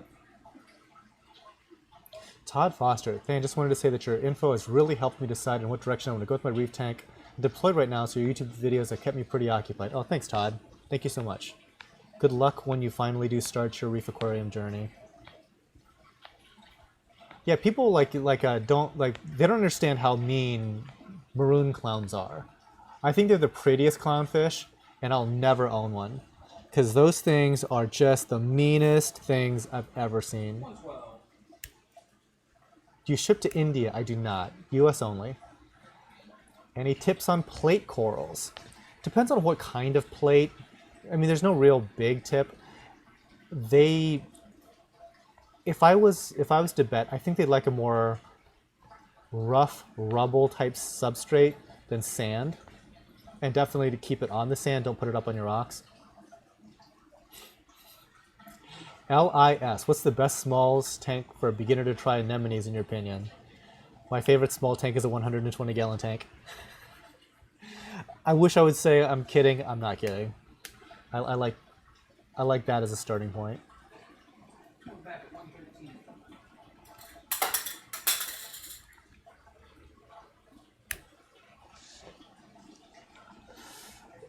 Let's see. Keegan Wilson, is it free shipping? Shipping is free over $250. Otherwise, it is a flat rate $39.99. $250, not $200.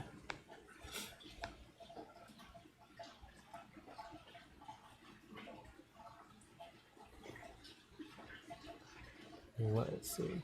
So shipping is like extra horrible right now because nobody likes to pay shipping. And I don't know if you guys have known this, but FedEx has increased their rates. Not that fun. All right. Ben, hold on this one for just a second. I'm going to go over the rules. So Roscoe, how do you order? Boom. This is how you order. First, you have to go to tidalgardens.com/live. That'll take you right to the live sale page. You're going to see pretty much all the numbered corals there. So for example, this guy is coral number 20. Or no, it's coral number 114. It is $20. All right, going back to the rules here. In order to get this coral, you have to completely check out. And I understand that like there might be multiple instances of you checking out. So in order to not get charged for shipping over and over and over again, you can select local pickup. And finally, when you're ready to call it quits, make sure you've paid for shipping at least once in that whole process. Or if you've spent over $250, shipping is free, which is a really good deal because shipping is no joke painful on my end. It's not fun. It is way more than $39.99, let me tell you.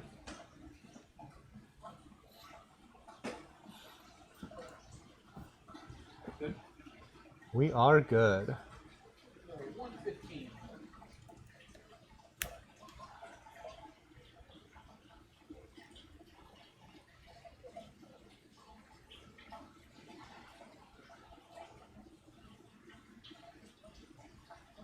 Okay, Reef. I'm trying to like...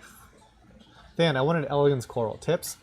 You know what? If you get an Australian elegance, they're pretty easy. They're not bad at all. It's the Indonesian ones that kind of give the entire genus a bad name. The Australian ones are fairly bulletproof.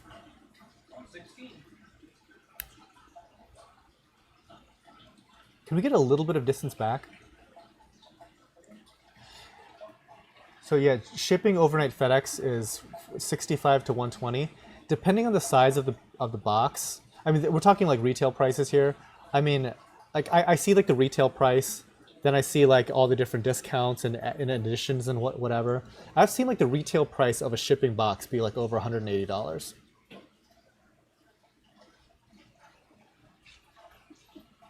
Yeah, FedEx shipping is no joke, and like every now and again, I get a call from my FedEx rep, and she's like, "Hey, how's everything going? You know, we have all these tickets to this golfing event near you. Would you like one?" I'm like, "No, I need you to lower my shipping rates, not send me off to a golf tournament." But no, it's very expensive nowadays.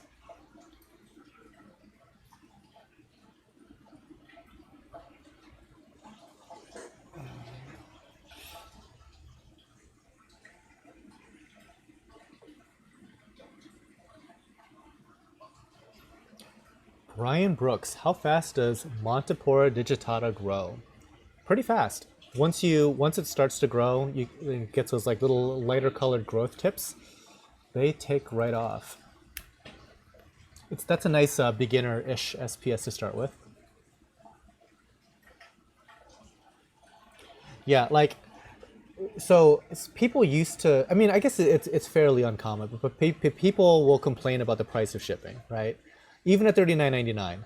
And my answer is always, by all means, send me either your shipping account number with FedEx, and I'll charge it to your account, no questions asked, or you can find any way to print out your own. Maybe your friend has a shipping account. Maybe you just want to pay retail. Send me an image of the shipping label, I'll print it out here and send it to you that way. But it is a ridiculous amount of money that we spend in shipping. And in this year, just given like how much we sell and how much more we've been selling year after year, plus their price increase, I mean, like I joke, but I'm not joking, that I probably buy them like a 7 Series BMW every single year. It's so much in shipping. And so, like I said, to hit that $250 milestone to get free shipping, it's really nice. It's really nice. What's the time there? It is 3:28 p.m. here. 121. UPS is not cheap also. Yeah, I mean, I think all these next day air folks at UPS and FedEx are fairly expensive.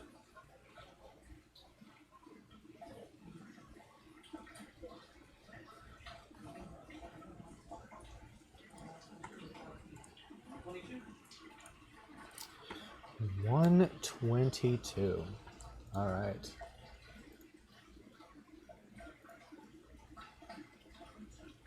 BMWs are not that hard to buy here. So how expensive is a BMW in Germany? I'm kind of curious. Because here, a BMW 7 Series is like, I don't know, $75,000 to $100,000.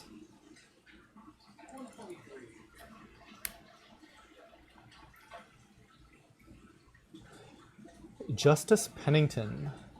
Hey Than, how long does it take for a single Zoa head to grow to multiple heads? I've heard weeks and months. What do you think? It kind of depends on once it starts to get going. That's the thing. Because sometimes a particular Zoa just won't grow at all. And it won't grow at all for like a year. But once it starts growing, that's when stuff just escalates. And it'll just grow like one head every few days. 124.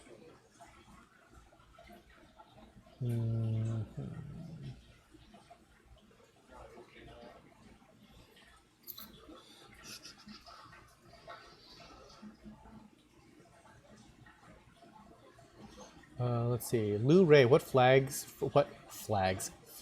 plugs do you prefer? We use Ocean's Wonders right now. 25. I have not gone through any kind of third-party shipping service. We did once, and it was like a clown fiesta, and I think that they overcharged us several $1,000s, and we're like, oh yeah, we fired your account manager because he was like screwing up. Well, we're not going to give you any refunds because we lost all your paperwork. I'm like, okay, you're all fired. So that was that, and now I have like a direct contact with FedEx after all that. 126.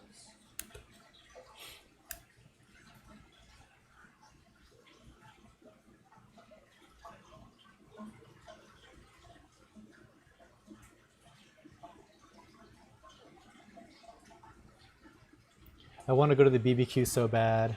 So for those of you who don't know what we're talking about, we're going to be having a barbecue here in late July, like the 28th. If you want to check out some details and want to sign up for that, you can go to eventbrite.com, eventbrite.com/Tidal Gardens. And you can check out that event. It's going to be a little barbecue, a little hangout with some of the YouTube crowd.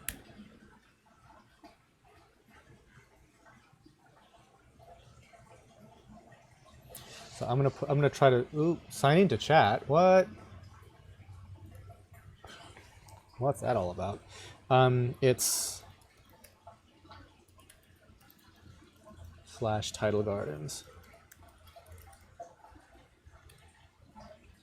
See if that's not even a link, but see if that works.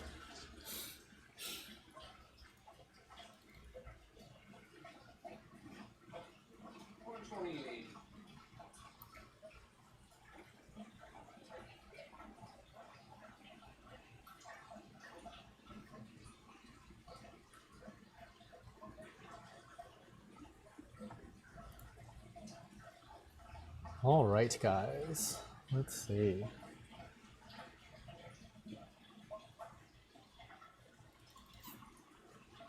We're doing pretty well on time. I mean, we've been, since the show started, we're about an hour and a half in, and we're about a little over halfway through. We can even pick up the pace a little bit.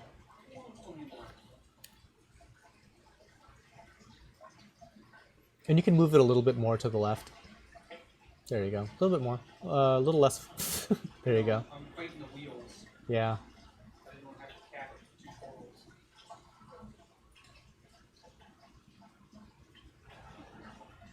Nobody uses DHL as far as shipping goes. The only time that anyone uses DHL is to get stuff directly from China. I don't know why. Because they're bigger internet commercials. Page not found. Eventbrite.com. Did I misspell Eventbrite? Hold on.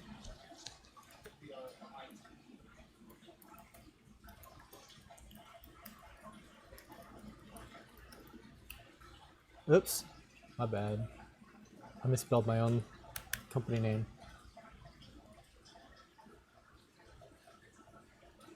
Really?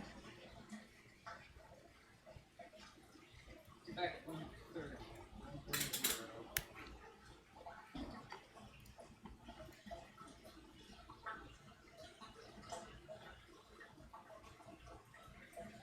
My bad. It's not eventbrite.com/Tidal Gardens. It's tidalgardens.eventbrite.com. So it's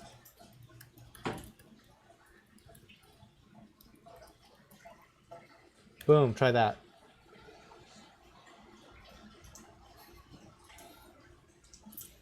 And as far as like the details of this event, there are very few. I still need to I still need to like powwow with Rico on what we're going to be doing for food. I think we're just going to be getting some pork or something, like pulled pork, barbecue stuff. And one of my friends, Sean, has agreed to cook it all.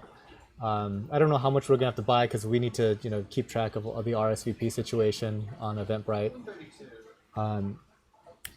But it should be fun. We're clearly gonna have food. Yeah, it's tidalgardens.eventbrite.com. Sorry guys, I misspoke. I don't go to my own Eventbrite page.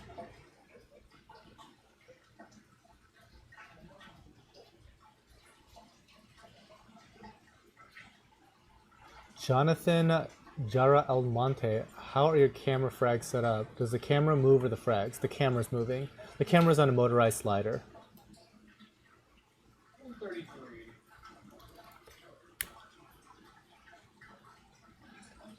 Miguel. Hi Than, I have a mixed reef. I was thinking about what you said, that soft corals kind of release some warfare chemicals to reduce SPS growth.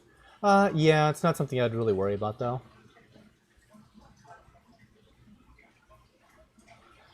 There's ways around it, and it's not the worst thing in the world. 134.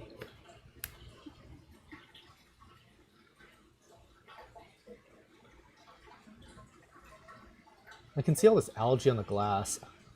Scratches. Scratches? The vertical scratches. Huh. Horizontal scratches. That's not good.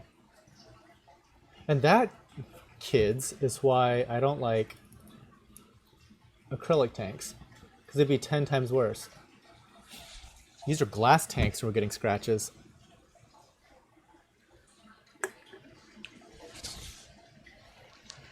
Excuse me a moment, I'm going to put a breath mint in.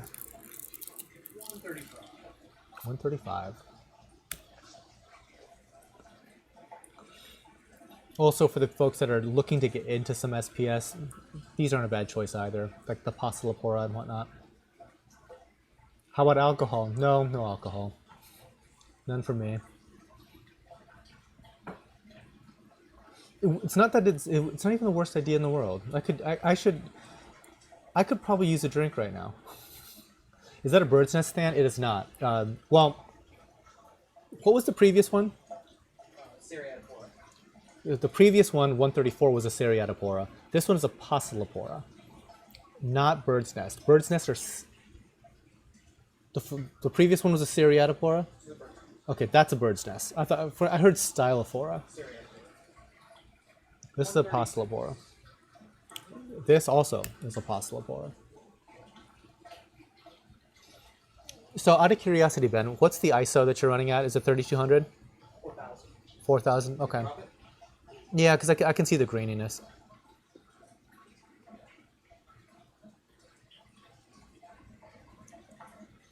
And you can open up the aperture a bit to compensate. But I can actually see the grain. Better? Yep. Yeah, I'm working on this 3-inch screen. I can't. Yeah. So much I can see.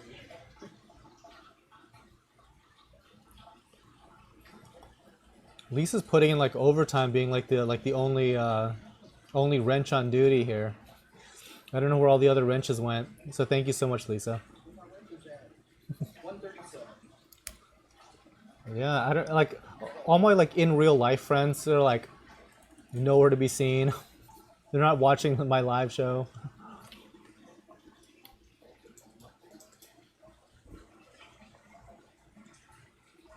Like we've seen your garbage show before.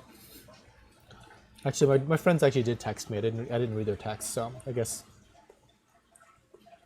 it's all fair. 138.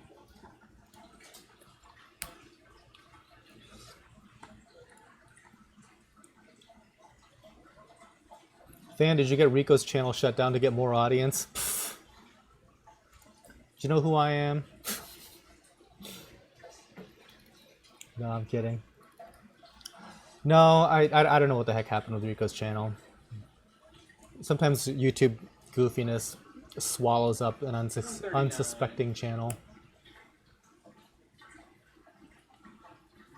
Wrench me, Than. Maybe one day. I'll think about it. A lot of them are probably at the frag swap. I know Rico is. I asked him if he wanted to be on today because I had a last minute cancellation on my guest. He wasn't feeling well. So I said, hey Rico, I know this is like really last minute notice, but do you want to come over? He's like, I would, except I'm 4 hours away right now.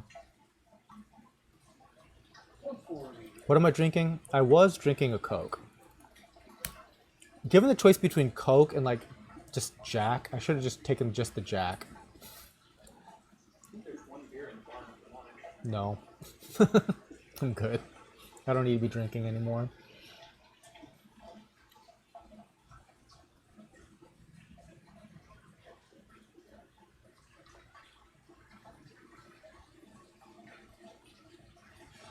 Daniel Valderrama, what is a good camera for corals below $1,000? 141.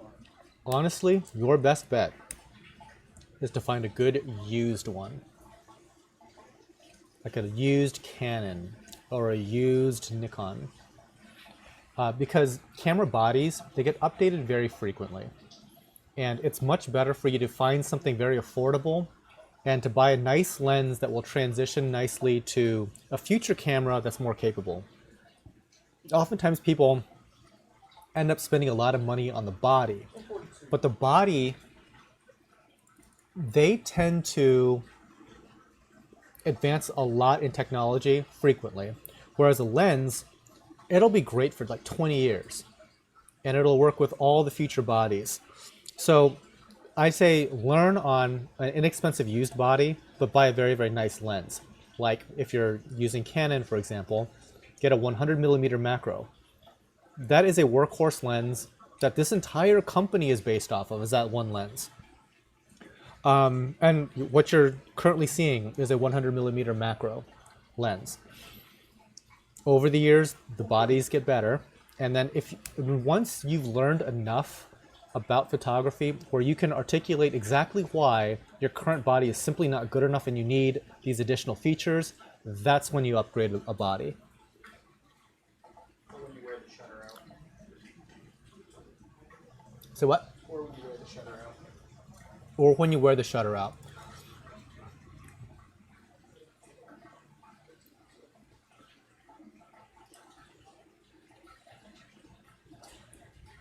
Just sign up for the barbecue and print out a ticket. There you go.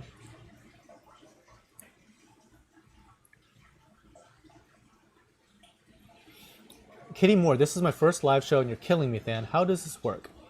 Real quick. Come back at 144. Okay, hold on just one sec. the best place to look is titledgardens.com/live. On there, there's a link that has like a nice fleshed out how to do this. And actually, I think the rules is there for every single item. So if you just happen to click on number 146 or whatever item this is, you can find the same sort of information there. Long story short, they're just regular items that are numbered. Put in your shopping cart and checkout. There's the shipping, flat rate $39.99, and it's free after $250. But give that a quick once over, and boom. So, for example, if you really liked, wait, is this the one number 142? We're at 144. No, we're not. Yes, 144 is a green varieties. Okay, then I royally screwed up because I was way behind somehow. 143, could you go back to 143 real quick? Okay, my bad, guys. I don't know how I screwed that up that badly, but this is 143. All right, next up, 144.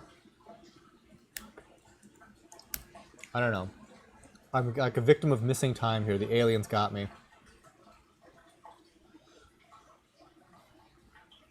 I think you're one behind. Yeah, I think I'm more than one behind. Also, yes, TMG. If you just if all you have is a cell phone is good enough for most people. 145. 145. There you go.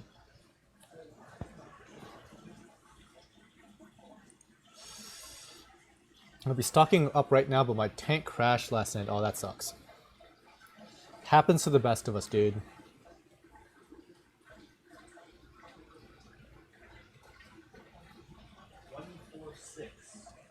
It's never fun, but the only bright side is maybe it's an opportunity to restart with corals that you like even better. Yes, and I know a guy that sells nice corals occasionally. William Wisened, how do you get your Cephastia to look so open? I think people tend to give these things way too much light. And Cephastria are a very low light coral. So if you're giving it anything close to too much light, they're gonna struggle. Only happened on 141. You were talking. Yeah, sometimes.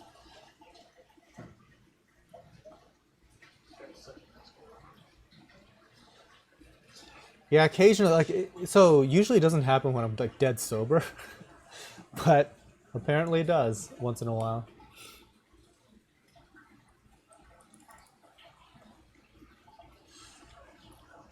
ATO broke, overflowed tank with fresh water, which dropped the salinity super low.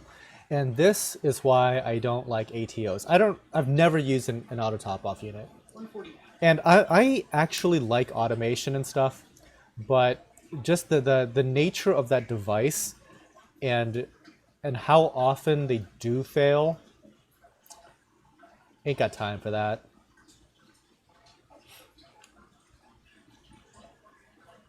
TMG, they grow slow though. I don't know what we're talking about. Cephastria grow really fast. I don't know what. Oh, needs Samacora.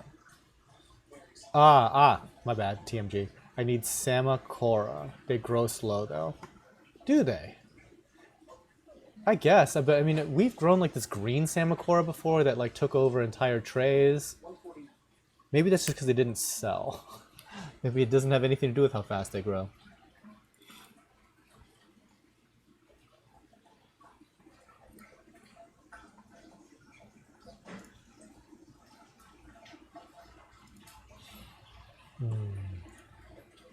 Okay, can you make a hyperlink for the BBQ? I can't seem to find an event, but okay, it's www.tidalgardens.com. Oh, nope, tidalgardens.com. 150. Try that. 150. 150. Okay.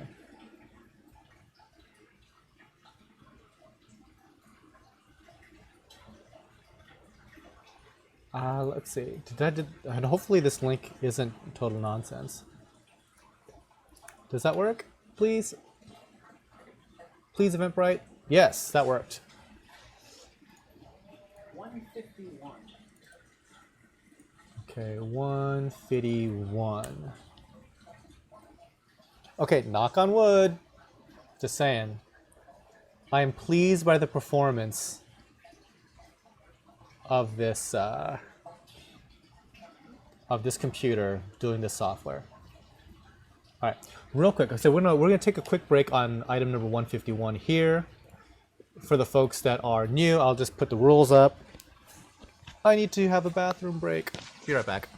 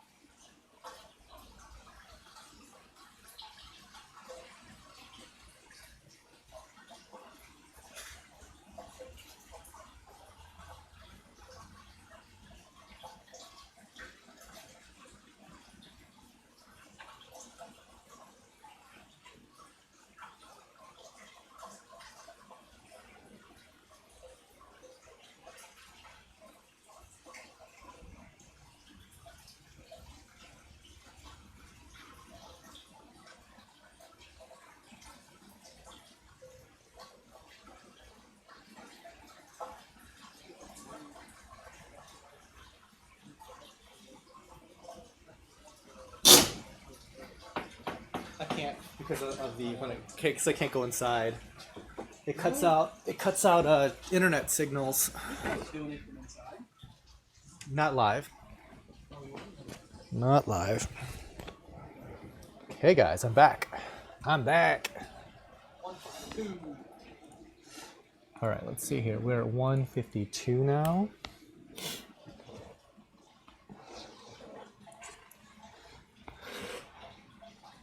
Audi Baby's like, where are the Germans at? Gotta shout out your country. There you go. Oh, it's so cold outside.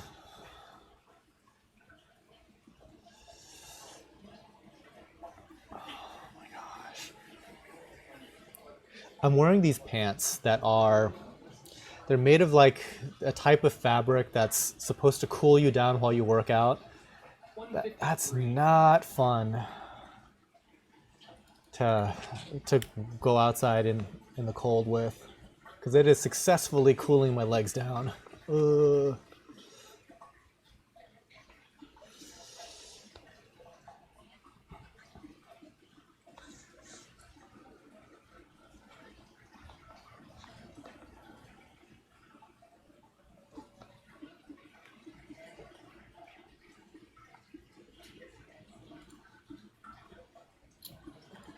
Okay, hold on one sec, guys. I need to clear up my desktop here for just a sec. Alright, 154. 154.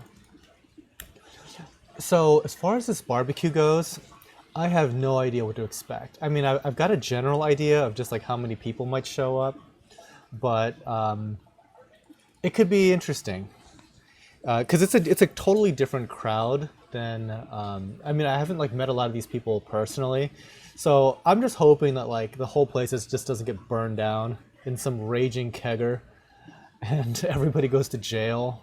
I'd rather avoid that. 155. William Wise looking like an attorney. Nice. I am an attorney, just not a non-practicing one.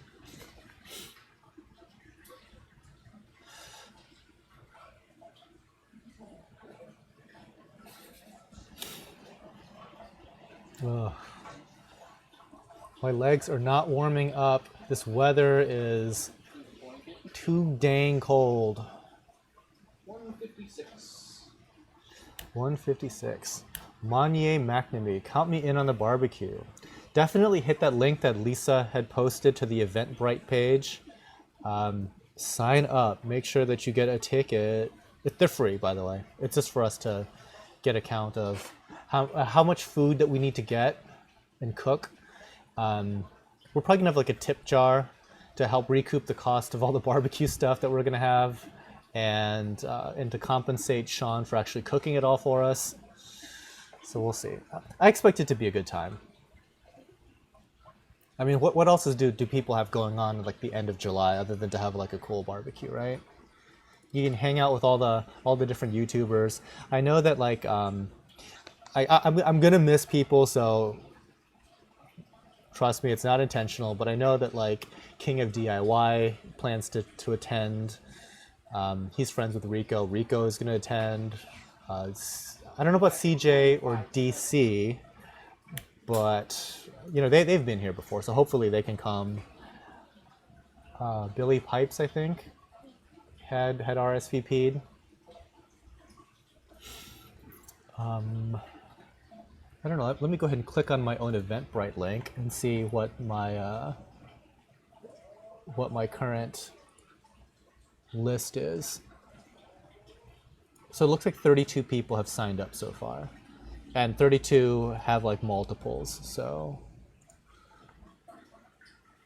Reef Gill, that's probably a name that many of you have heard of from the YouTubes. 158. Hey Than, can you recommend something that would be good in a shaded area, kind of under a ledge? I can suggest two things. If you wanted to look at a LPS, check out a Blastomusa. If you wanted to consider an SPS, look at Sophastria. And if you hear this, that sounds like freezing rain. I don't know if you can like hear that. It's like sleet here. And this is why I have a tropical greenhouse in my backyard, so I don't have to like put up with this for months.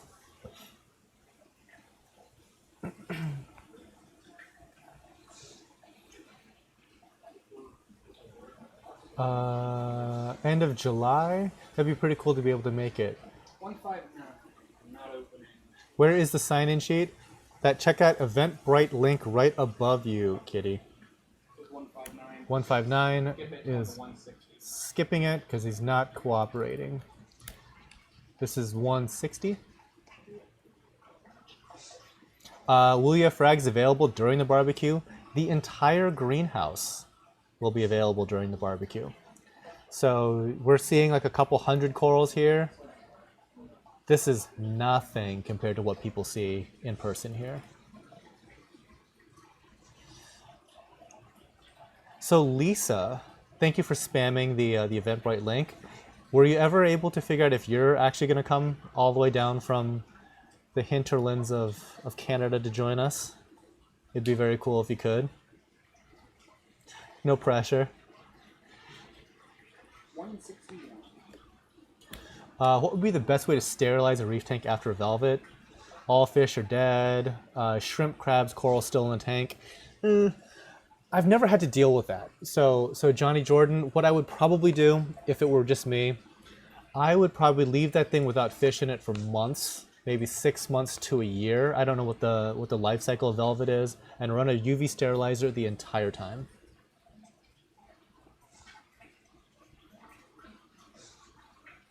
Dayton Dingman, have you ever used hydrogen peroxide for cyano? I have not. The only thing that we've ever used for cyano was Chemiclean, or I think it was Chemiclean. 162. Sort of works. It doesn't handle the root problem though. In our case, our root problem is I feed a really messy food that's probably mega high in phosphate. So, and by mega high in phosphate, I think one of our tanks is 1 part per million of phosphate. So what's, okay, in chat, tell me what is the recommended like maximum level of phosphate. I think it's like 0.005 or something. And we have 1, not 0.1, we have 1 part per million. 163. Best way to lower phosphates.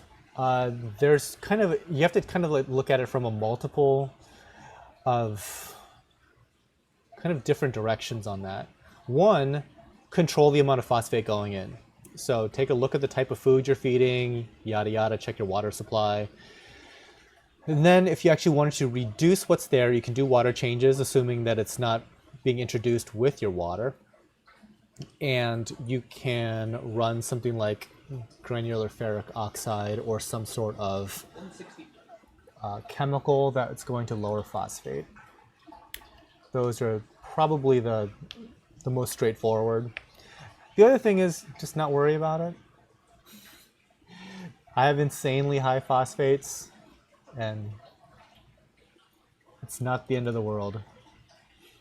It's not great, but it's not the end of the world.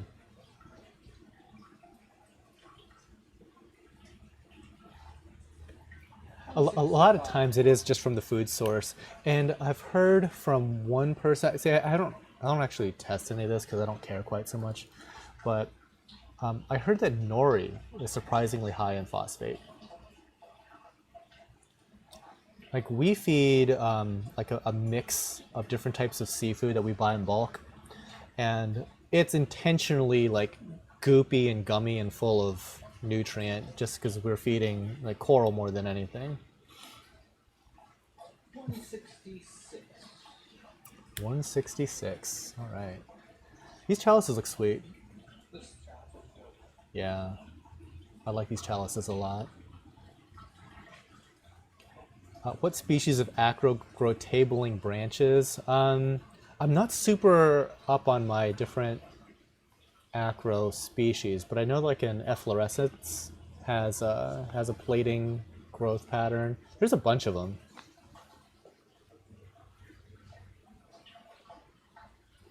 $167.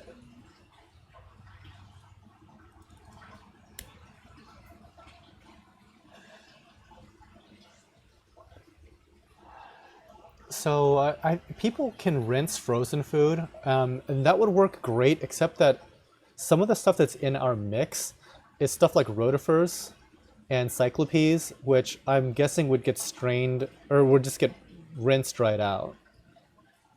So for us, the type of frozen that we're doing wouldn't work that well with rinsing. But if you're looking at larger stuff like mysis or krill, I mean, it would be great for that. 168.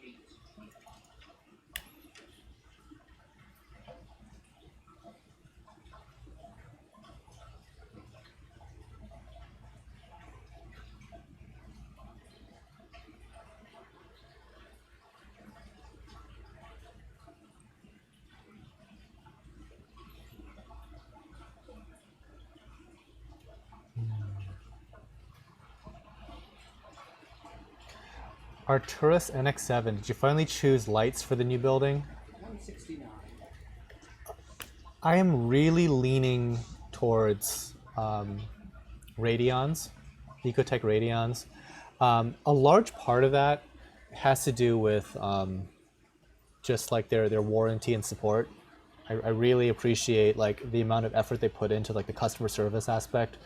So even if the Gen 4 Radeon Pro, let's just go off the assumption that it's not the best light.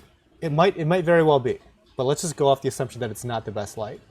The fact that their customer support is so good would make up that gap very quickly with me. So I'm strongly leaning towards that. I might have like multiple different types of lighting, but there's like I'm gonna guess like there's some overwhelming benefits to going with LED when you're talking about that scale. Just for the electrical costs, I don't really feel like paying like $3,000 in electricity every month. So I'm trying to like bring it down every little bit I can, and LEDs just might be the move. Okay, so we have these like white Christmas anemones, and there's a red one after this. These guys, I'm not sure if they're actually Christmas anemones. We got them. I think they might be non-photosynthetic. I do know that they just need to be fed all the time. In fact, these guys are probably a little bit hungry looking for my taste. I think they need to be fed like all the damn time.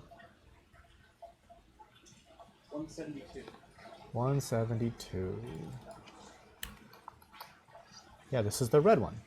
Kind of pinkish. But yeah, it's because I think Crispus anemones are supposed to be cold water, and this I don't think is a cold water. I don't even know what geography it's from. But yeah, my only advice if you wanted to try something like this, just keep it really well fed. Just feed it as much as you can.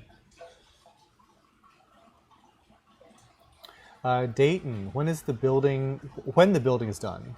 Will we have more live sales or more videos from you? Hopefully both. More live sales, maybe not, but what we will likely have is a much longer and more encompassing live sale. So rather than going like to 250 corals, we might be going more towards 500 corals and more over the course of like 5 or 6 hours rather than 3, that sort of thing.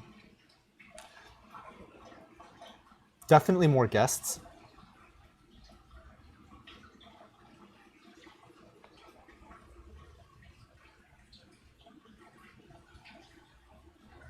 Mm.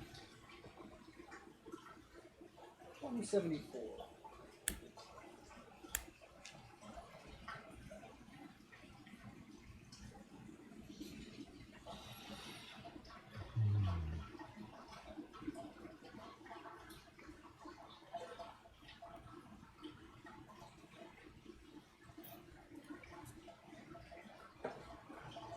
Sorry, I'm looking at this like sign up thing again for Eventbrite. And no more tickets. No, there's still some. There's still 44. No, there's 44 people that signed up, so there's less than 44 that have RSVP'd. So still room. Still room, guys. All right. So we're gonna take a quick second here. We have to move just a little bit. Do you need any help? All right. What makes an Aussie coral different? It's just the geography, really. I mean, there's certain corals that might just look a little different. There's some corals that may be like harder or easier, depending on the geography.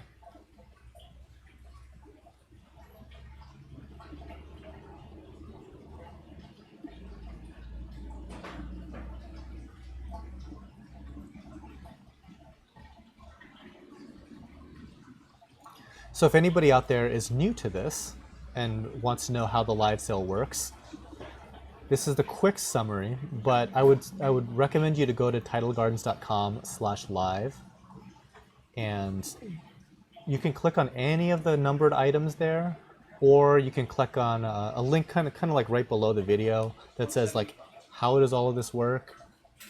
That kind of goes over in more detail how in fact it does work. Little overexposed. There you go. Much better. Murphy's Reefing. Dang, Lisa. Wrench Collector. Hi, guys. Just dropping in to leave a thumbs up. Well, Murphy, just for future reference, I don't know why I can't...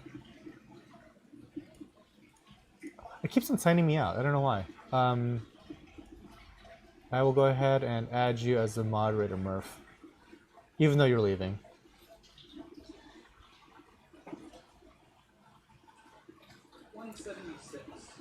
Let's see. On a serious note, is there a way I can donate or help with the BBQ?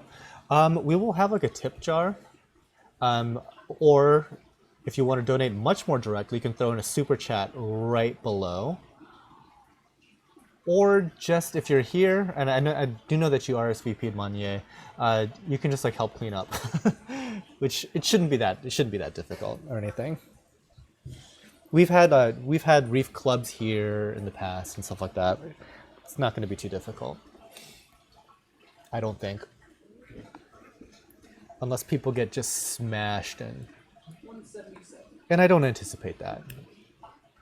I think I'm way more boring in person than that.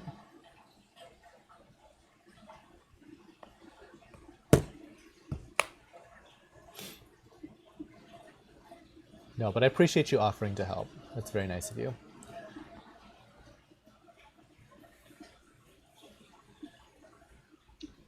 Yeah, hopefully the new building will be quite further along than it is now. 178. I was warned. Will, who is one of like the locals here, he warned me. He's like, yeah, it's like these things like they go fast, but then it's gonna hit a slow crawl at some point. And I'm like, well, I don't know. These guys are pretty quick. Well, we're in a slow crawl. So right now, we go from periods of like rapid development to 8 straight days of nothing to then like some development. I don't know when anyone's going to show up to do any work. It's like I hear, you know, like I'll talk to a specific contractor literally that morning. They'll be like, yeah, we'll be there today. Nobody comes. And then the worst is when like you get multiple contractors that all point fingers at each other as to why certain things aren't getting done. It's like, oh no, so-and-so needs to do such and such. 179. They point the finger back at another contract, like, no, we're not doing this because that guy needs to finish this. And I'm just sitting here thinking, I have no idea what the heck is going on. I'm not a real general contractor. I don't know any of this stuff. So it's like, sometimes it's just a matter of figuring through those types of delays.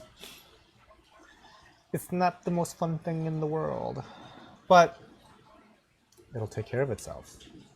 One day. 180. 180. Nice.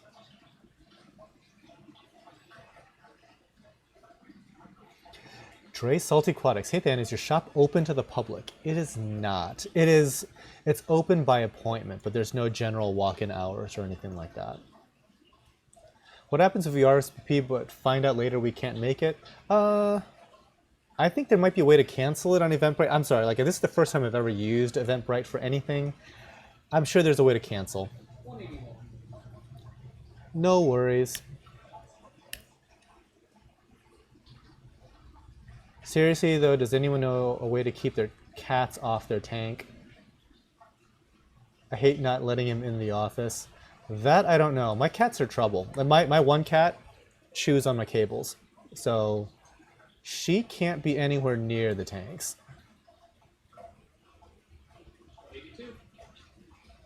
She shouldn't be anywhere near my computers. I've gone through, no joke, like 5 or 6 power adapters for my laptop because she's chewed through the power cable.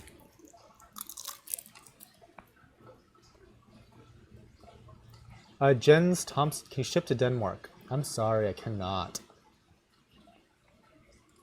182. The shipping is to the US only.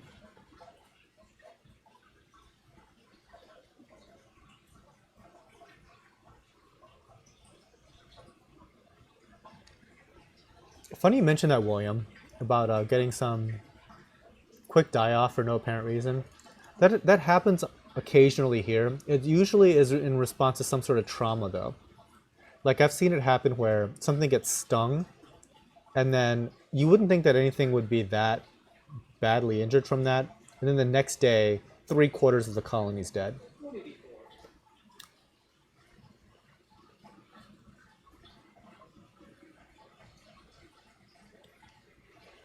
Bellon's Reef. Dan, I know it's important for you to keep corals pest-free. We try. It's an imperfect science, let's say. What fish do you use for the job, excluding the 6-line wrasse? Well, I would, so on my list of like priority fish, right? I would say, number 1, you have to control the algae. So foxface, number 1, MVP, algae eater. Number 2, copperband butterfly. It takes care of both worms as well as Aptasia. Number 3, I would recommend a Melanaris wrasse. Number 4, I would try to get my hands on, I shouldn't even say this because other people will get the ones that I want, but it's a wet morella wrasse called a possum wrasse. Those are also very good for pest control from what I understand. You can also look at a yellow chorus wrasse, also very good. Those, they tend to jump on us, So I need to have some sort of covering for them. But this collection of wrasses really helps. Another wrasse that you might want to consider is a leopard of some variety.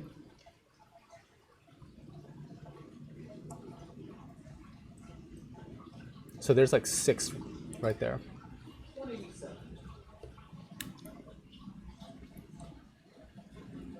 Okay, just wanted to thank TG for all the info. Thank you so much, Lion's Life.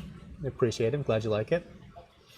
Rico's Reef, are you shipping barbecue for the people who can't make it? That sounds really gross. Yeah, it's $39.99 flat rate. Actually, it's not. I mean, can you imagine shipping barbecue? How heavy that would be? Oh my god, it would be like a $200 shipping bill. Yeah, I'm good on that. If you'd like, you can follow along by ordering some Old Carolina or something. See what you can do. Copper band butterfly, does it pick on your corals? No.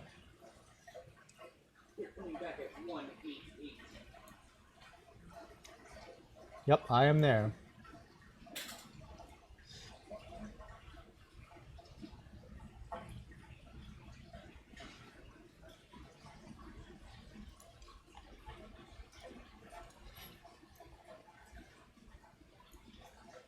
In fish school, I do not care if people want to try to promote their channel on this live stream.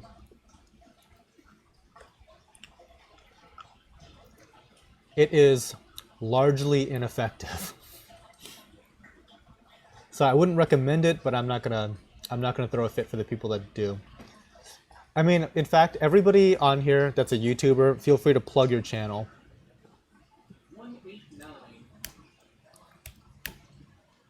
I am kind of curious to see, because the barbecue is actually a very YouTube-centric thing also. So I'm sure that like there's some people that can share some of their experiences, like in just meeting other YouTubers, and maybe, I don't know, maybe you can find a future collaborator. I do have to warn you in advance though. The people in this industry can be kind of weird. And it is a coin toss as to like whether you might run into a complete psychopath. Just gonna throw that out there.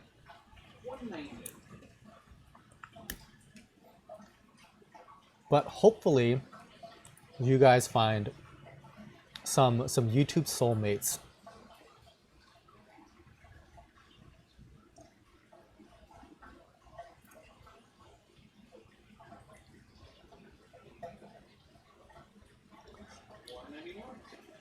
Why do Leptastria go so slow? Some corals are just slow. Yeah, Leptastria being one of them. Now, if I had to think of any reason why it might be slower than what you would like, I would say pay special attention to your calcium alkalinity.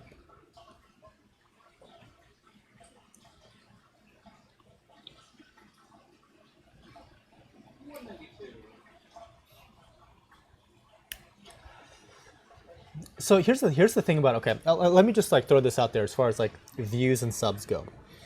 For a while now, YouTube has been going away from subscriber counts as far as like what generates views. It helps with the initial amount of views you get, but long term, the success of a video is 100% dictated by their recommended videos algorithm. So if I have a video that does good, it is because YouTube said so. And there's ways to kind of like game the system to some degree. Like it seems like YouTube, they're just trying to maximize viewer watch time. So it tends to be some of like the more toxic, some of the more dramatic, drama-rich videos tend to be the ones that it's recommending, because that's what like our reptile brains just gravitate to watch again and again, or more of.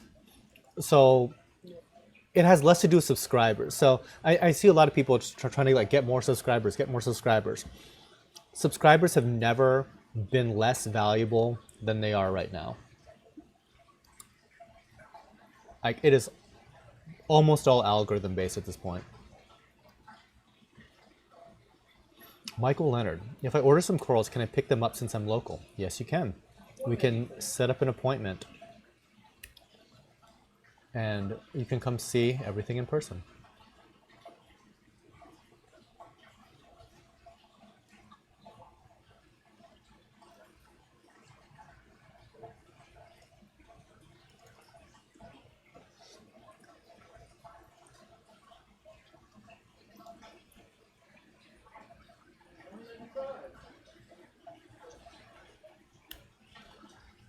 Speaking of calcium and alk, do you prefer two-part or a calcium reactor?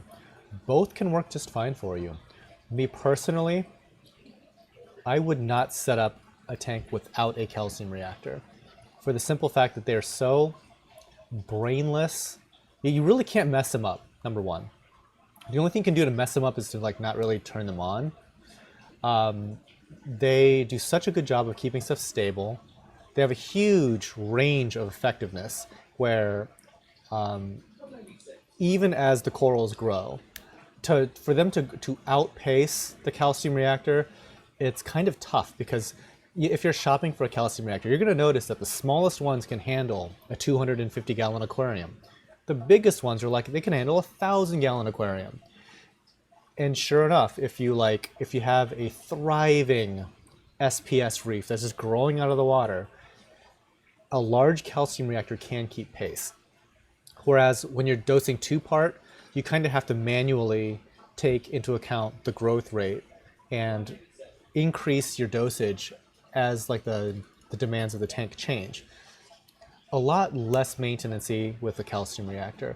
Having said that, some of the most dynamic and impressive tanks I've ever seen do a combination of multiple things. One of the guys that used to be in the hobby around here, but he's been out for years now. He did a calcium reactor, he dripped calc, and he did two-part.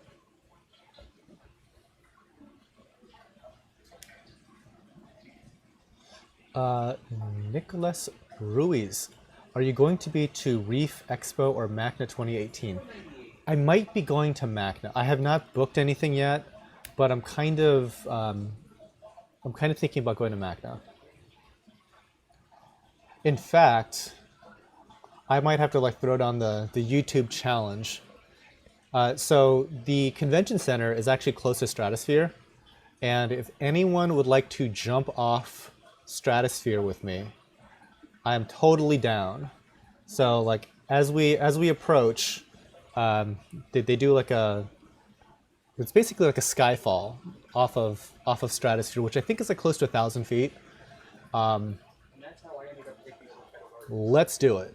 So you can hit up your favorite YouTubers. Just throw it out there that Than is challenging them at MACNA to jump off Stratosphere. So if like, you know, Worldwide Corals, Coralfish 12G, Malev's Reef, Rico if you're in, any and all you guys. Let's do the jump.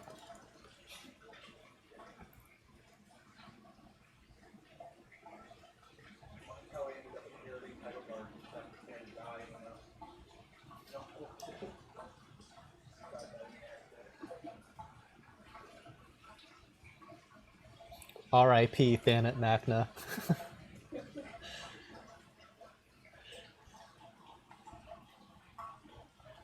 I'll go in one for. I'll do it wearing a suit. So I looked at the price because I was in Vegas for a conference called NAB recently it's for like, I guess, camera and broadcasting technology. And that's why I know that the convention center is so close to Stratosphere. And I was looking at prices, so I'm like, I'm gonna jump like tonight, and I didn't because of the cost of it. Because I was like, oh, it's like $100 to do this, and I was thinking, oh, it's too bad it's so expensive. It's not. So everything in Vegas is so expensive that you're gonna spend $20 on breakfast, which is gonna consist of like a coffee and a bagel. It's pathetic. Like everything there is so pricey. All the concessions at the actual convention center was like $8 for like a little crummy sandwich. Water was like $3-4. It was stupid expensive. So in light of that, $100 to jump off Stratosphere that's fine. That's no problem at all.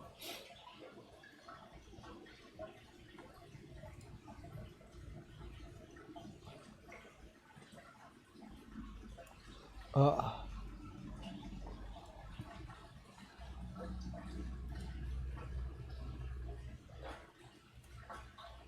You're back at 202.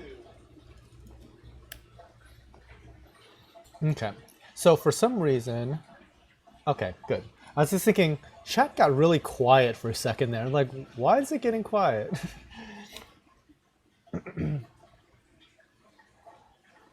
Andy and Nancy, not worth it. It's barely a free fall. So have you tried it, Andy and Nancy?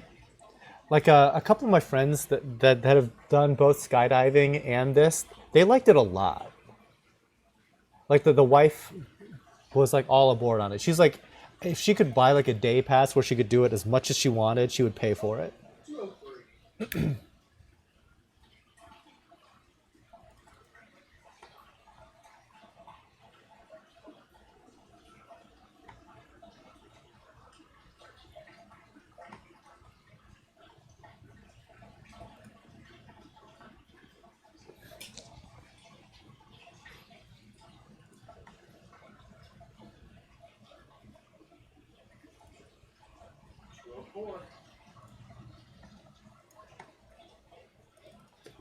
We're coming down the home stretch here.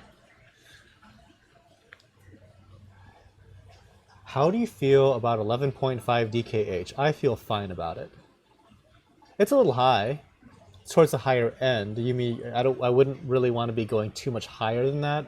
I think that what 8 or 9 is kind of what like natural salt water is. I'd feel better if your reading was closer to 10 rather than 11.5. But I mean there's as long as you're consistent, you'd be surprised at what values you can do successfully. Like we've had high DKH before, but recently we had very low DKH. Our DKH was right around 3.7 before we turned our calcium reactors back on. So clearly like hunting down numbers, sometimes it's a kind of an overrated proposition. It's not super necessary. So if you can hover at 11.5 or just like 11 and just keep it very consistent, things should be fine. But like I said, you don't want it to suddenly spike up from there because it is pretty up there.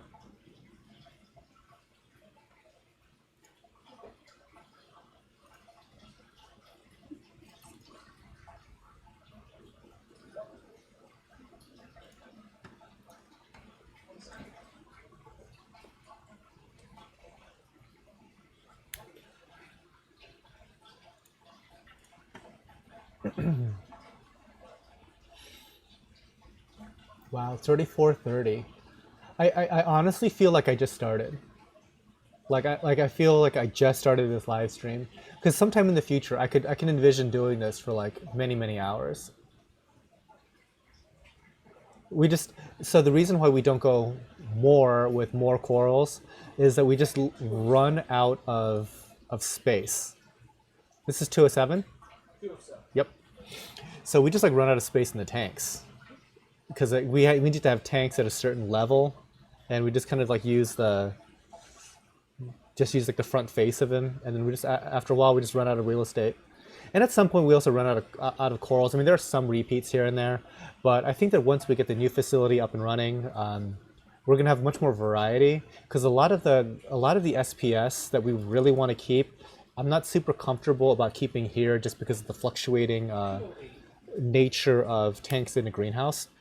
But in like really well controlled setting out there, I feel in the new building, I feel a lot more confident.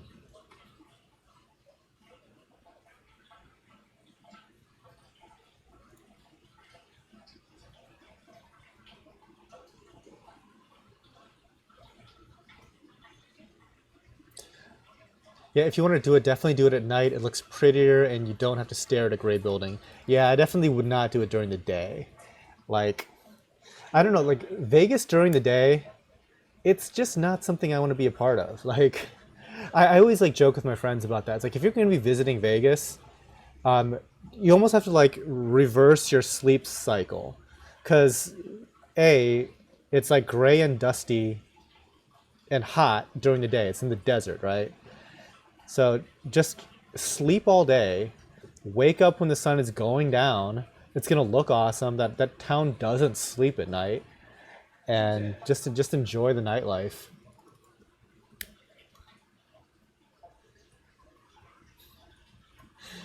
Faith, this stream seemed way faster than the St. Patty's Drunkathon.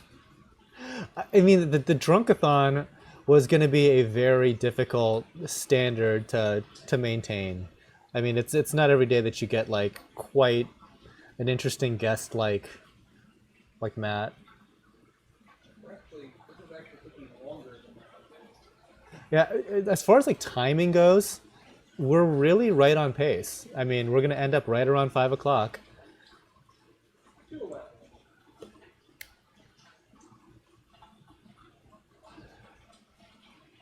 What's the good email to reach you at? I would go right to tidalgardens.com and use the contact form. Will you reach me directly? Probably not, but someone will get to you. Like one of the things that is becoming more and more apparent is there's like more things in the way of people actually getting in contact with me. Like this phone, for example, I mean, I think I might have brought it up before, but I have two phones. I've got like a cell phone for the business and I've got my personal cell phone. This personal cell phone, I don't know the number to it. And I never give it out as it turns out. So there's only like a handful of people that even have that number.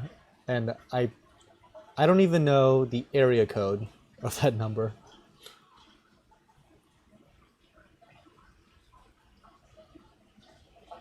Long story short, I don't want people getting in touch with me anymore. I'm a total hermit. I just want to sit at home with the cats. Okay, what's your favorite coral at the moment? At this very second, I would have to say Blastomusa merletti. Shook. What are some very rare corals? Don't know what's really rare. It's you're talking about like, I guess, interesting color morphs of otherwise not super common corals. I don't know what's going to be really all that rare out there.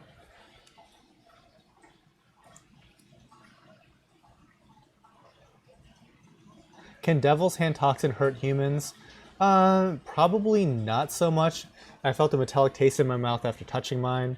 There could be allergic reactions involved. Some people are allergic to certain things in the water, and if that's the case, you could have like some weird interaction there.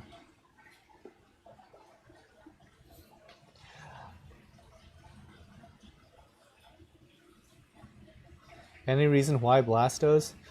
I just like the way that they look, and Blastomusa merletti I like because they can be propagated very easily.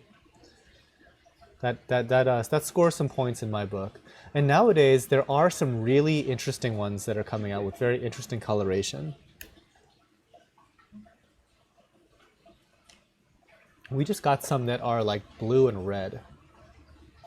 And not just like kind of like that greenish that oftentimes you know, people say, oh, that's blue, where it's really green. This is really green. Or I'm sorry, this is really blue. Like it looks like Superman colored blue and red. Do you ever think you'll get Astropora crab rock again? Maybe. So first off, it's not that common. So the Astropora crab rock stuff is not that common. And B, it's super expensive now. It didn't used to be as much, but it's super expensive now. $216. And so I haven't seen it in a year at least. Someone told me some softies other than Zoa and Pallies carry palitoxin like pulsing xenia. Is this true? I don't think so. It would be a little weird. Is it possible? Maybe. But yeah, I haven't heard of anything like that.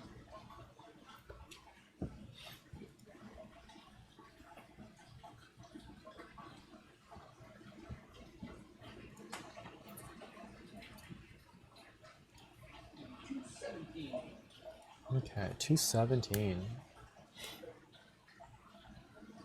Purple and green Leptastria. Are there any species videos on Leptastria on your YouTube channel? No, there's not, and there should be. I think that a lot of times I just need to get the video footage of the coral. I think that's one of the things that kind of slows me down. And sometimes it's like if we only have one type, I'm not going to show you one type of Leptastria for like a 10-minute video, you know? So over the years, I just kind of accumulate some footage, and then I'll assemble it into something eventually. But Leptastria is one that we don't have a ton of footage of. One of these days.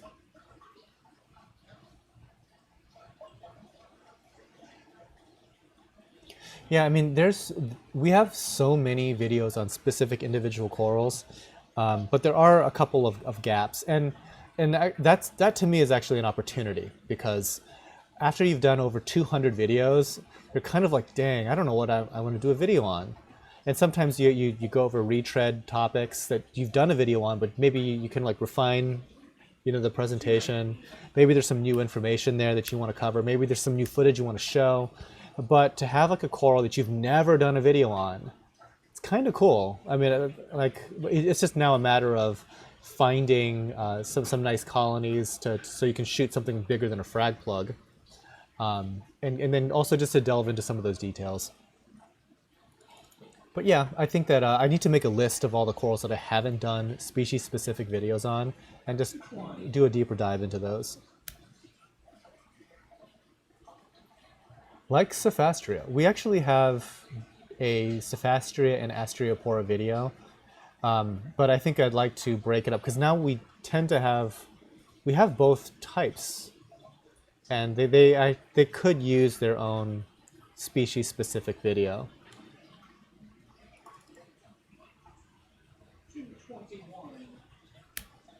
What are your thoughts on black box lights? I have never used them personally. They're okay. It's probably not my favorite. I really like T5s. And I don't know, I guess it also all depends on which black boxes you end up with. I think there's probably dozens of different lighting manufacturers that all make this stuff in Shenzhen or wherever. Excuse me. Do you have your own reef tank? I do not. I do not have my own reef tank at home. Now, that might change one day, because and we don't really have a show tank out here in the greenhouse. There's like 5,000 gallons of reef aquariums here, but none of them are really a reef, like a show tank. In the new building, there might be a place that would be very nice for like a knockdown, drag out, glorious show tank. So we'll see. We'll see exactly how dirt poor I am once we get to that stage. And then there won't be. 223. Samacora. That is another coral that we don't have a species-specific video for. A lot of these not so popular, and it's not so popular. They're just like fringe on the knowledge set, right? People don't know about Samacora like they know about Acropora, right? So I mean, there's a lot of cool corals out there that people just, it's not like on the front of people's minds, that could use their own video. Let's see. Justice. I always get confused when it comes to differentiating between lobos and acans. What's the difference? Hard to explain. They're kind of completely different. I mean, it's like, what's the difference between a lobo and a trachea? They're completely different. It's just a different coral. I mean, they're kind of similar, but not really. Corey Snyder, do you sell to any retail local fish stores? Not that I know of. No, not really. The only thing that's occasionally we sell to is in really high quantities to a distributor level. But no, not typically to like a regular store, because they would have to purchase so much of something. Like for us to give like a deep discount, people would have to buy like 100 units of something. So for like this, if they say they wanted to get like a forest green Samacora, I wouldn't be just selling it. Oh, because you're a store, here's half price on it. It doesn't quite work for us that way. So it's like, if you want to buy 100 of them, now we're talking. And so typically at those volumes, it's only like the distributor levels that can handle that type of volume. Do you believe in no water changes and just dosing? No, I'm like the exact opposite. I'm in like heavy water change land. Yeah, but at the same time, there are people that are successful doing it completely different than what I do. So yeah, learn from all the different perspectives. I mean, I think that like if I ever did a more regular podcast, the people that I would have on, I think that I would try to find individuals with a lot of success in the hobby over a long period of time that have completely different philosophies to how to do this than me.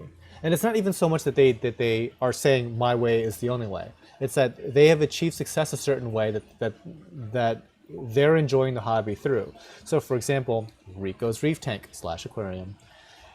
He is a no water change guy. His tank is great. I am a heavy water change guy. Will Holland is big into ultra low nutrient. I am Mr. Exact opposite of that. I will never try that stuff again. Both people can be successful doing this.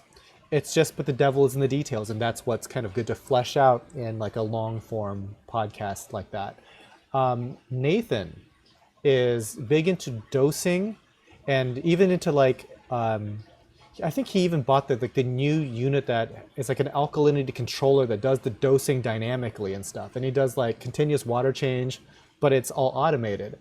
I'm like less into automation, and I don't dose anything. I'm like Mr. Calcium Reactor guy. So when you have these philosophical disagreements with other folks that are successful, right? Again, it's the details, and that's where I think that all the real learning happens. Why can't I find any branching parietes anywhere? Not sure. I mean, parietes in general is not super common, but I mean, we've had branching parietes before. They're like the yellow varieties.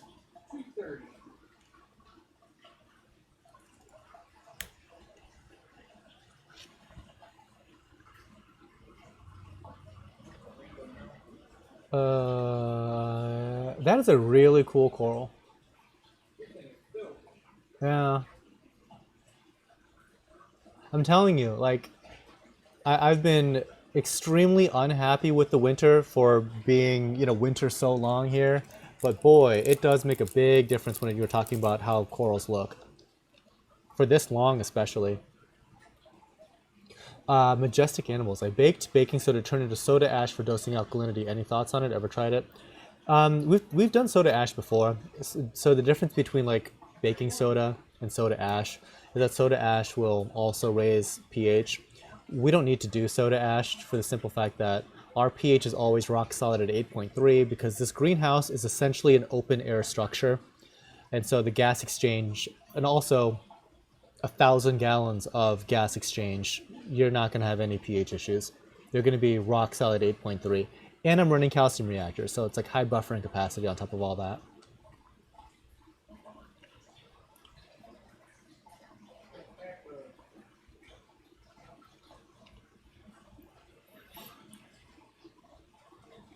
Hmm.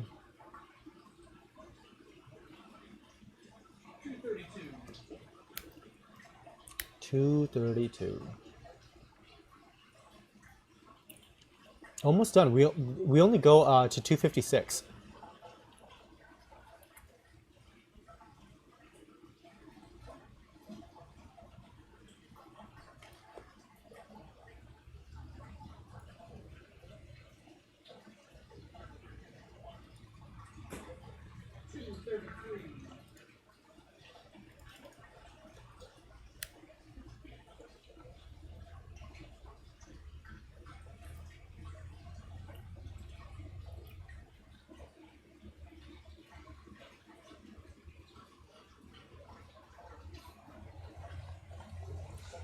I don't know what it is, but I'm really pleased with how this live stream is looking today. I'm just looking like, I mean, this is like total broadcasting nerd talking here. I just like how dark the background is. Now it's really dark.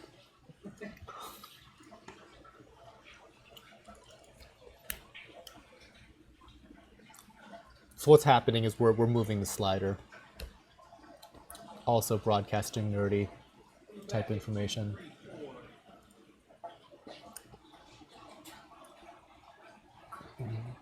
I'm noticing that the chroma key is not perfect because you're seeing kind of some chroma artifacts in my shirt and stuff. You're actually not supposed to wear like blue in front of a green screen as well because you can kind of get like some jankiness. Whatever.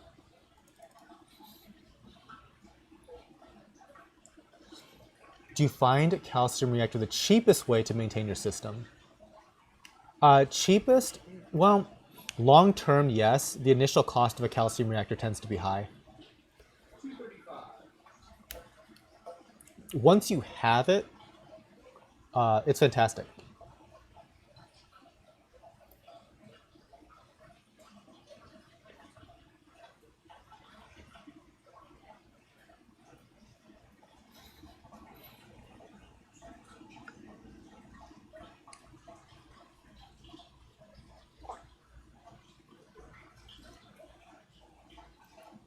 I have always wanted a Porites Christmas tree coral. Yes, me too. We've got a couple of cool ones. Yeah, Tim Webb. I wish you could do in 1080p. I wish I could do it in 4K because everybody has fiber except me. So actually, at Ben's apartment, which is 2 minutes down the road from me, they're going to get some sort of fiber to get 100 up. Which is like not like good fiber. I mean, good fiber is like 1,000 up, but to do 4K streaming, you only need like 30. And if I had 100 up, oh my gosh, guys, this stream is about to get crazy. But I don't have anything close to that. You know, just for the stability of the stream, we're just doing like 720. But I would love to be able to do full 1080. I'd love to do 4K 60 is really what I want to be able to do.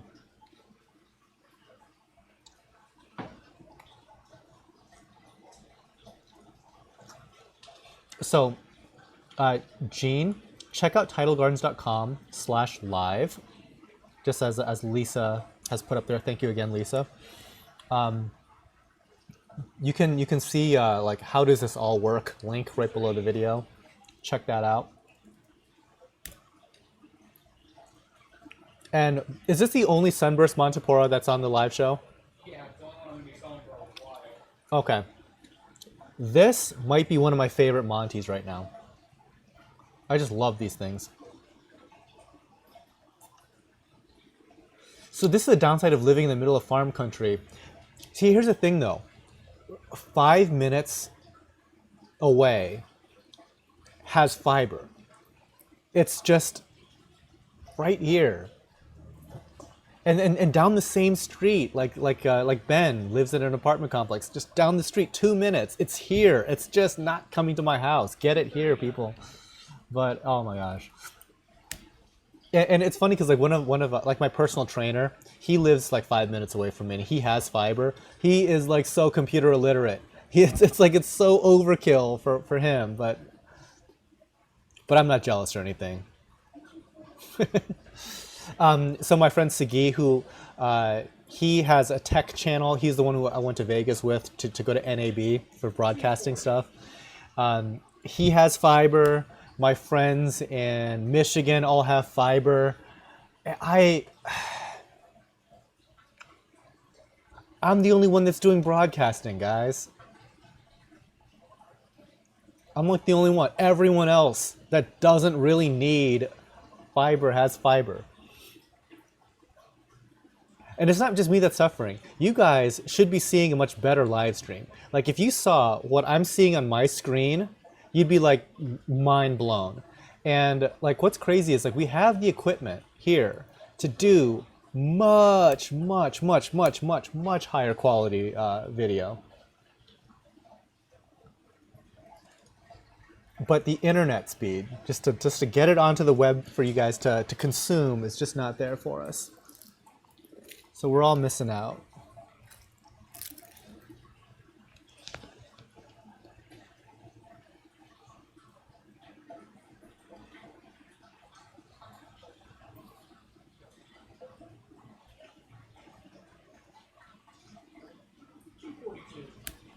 Rant over. You can't get cable at 300 megabits per second. So the fastest download speed I can get is like 100, and I'm currently getting 100. But all these cable providers, the problem with cable providers is they're also content providers, and they don't want people also producing content. So they really nerf the upload speeds. So my plan is 100 down, so I can consume Netflix really fast, but only 10 up. And by 10 up, it's closer to like 7. So I'm not really able to display reliably 1080p. I mean, I could, you might get in some weirdness. I might test it out just to do like, you know, a hi, hello, Q&A type show and see how that looks.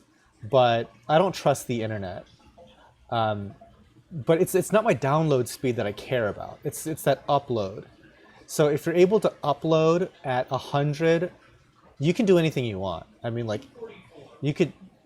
I don't know what the standard for what you would need to do 4K upload streaming, but it's close to like 30 to 50. Any torches today?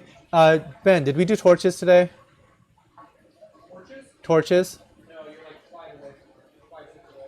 Oh, we're gonna do some though. Like 2. Oh, yeah, we're gonna do some. So so Johnny Jordan, we're gonna do some. 245. I know we did some Euphilia earlier, but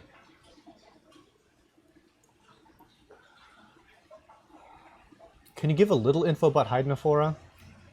Yeah, just don't let it touch anything. It's an SPS. It has a pretty powerful sting if it touches something, so kind of have to watch out for that. 246.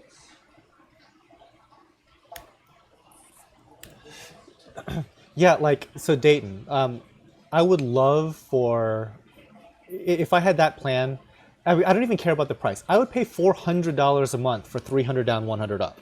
Like, no questions asked. I'd pay $400 for that a month, but we don't even have that option. Like, but the fiber that's in the municipality just over, they're in negotiations to extend it into this municipality, but it hasn't happened yet. And if it does, I'm going to lose my mind because their plan is 1,000 up, 1,000 down for 70. Back at 247. 247. I pay for 200 and get 260 close to source. I guess 90 upload depending on the device. Like, that's really all you need to do whatever broadcasting you want. I mean, I guess your problem there is like you need to actually have the broadcasting hardware to do it all. Brian Brooks, can you shout out my 10-year-old son? Troy is watching this with me. Hey, what's up, Troy? Welcome to the show.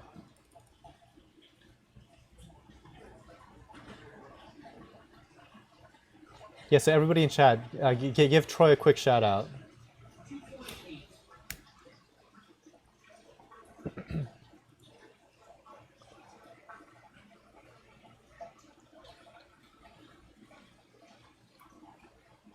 Yeah, college town for the win.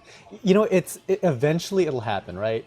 I can't be in the dark ages of the internet forever. It's just a matter of time before somebody happens to bury a fiber optic line in front of my house. Alright, here's 249.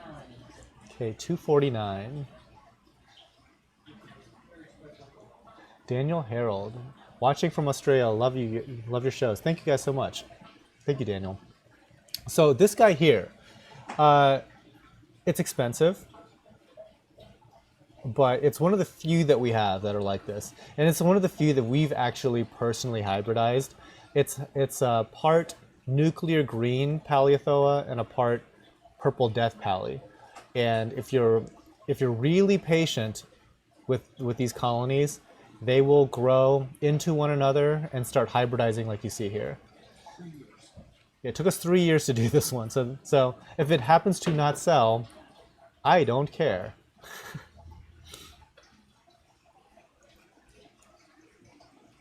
Dayton, do you play computer games? I used to, I no longer do. I used to play World of Warcraft like 40 hours a week. but I no longer do. And I wish I did, because I would have been extremely successful being a streamer at that. And then people are saying, like, you should play Fortnite. I'm like, I am so slow. Like, when you're over the age of 40, your brain literally is slow. And you just can't, like, react to stuff like you did, you know, back in the day when you were 16. So, yeah, I wish. Then again, I don't really play that much first-person shooter. I mean, like, chat, seriously. Would you watch me play Fortnite if I was just terrible? Like, just awful. Like, assume like I'm the worst Fortnite player. Would you still encourage me to do a live stream just because it's me doing it? I don't know. I mean, I could download Fortnite tonight, and we could be doing this live on Twitch, but oh crap. I don't think it's gonna be that entertaining. And no, I was Alliance. And I played in vanilla WoW. So I was like pretty hardcore when, you know, back when like WoW was hard and challenging. And I played on a PvP server. And we ruined many a person's day ganking.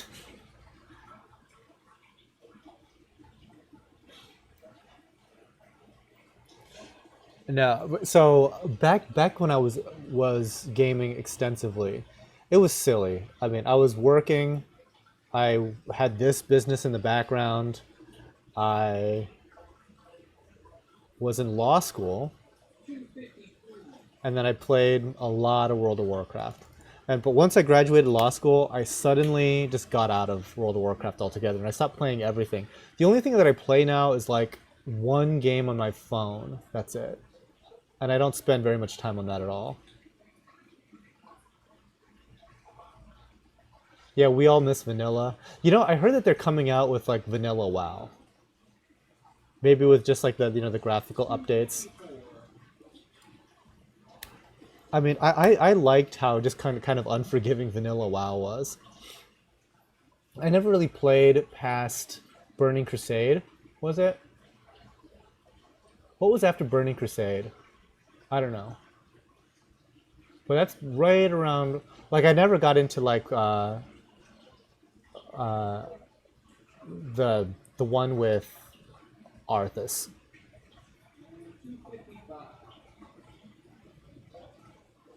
$2.55. We're almost done, guys. No, that's all right. Just stand in front of it for a sec.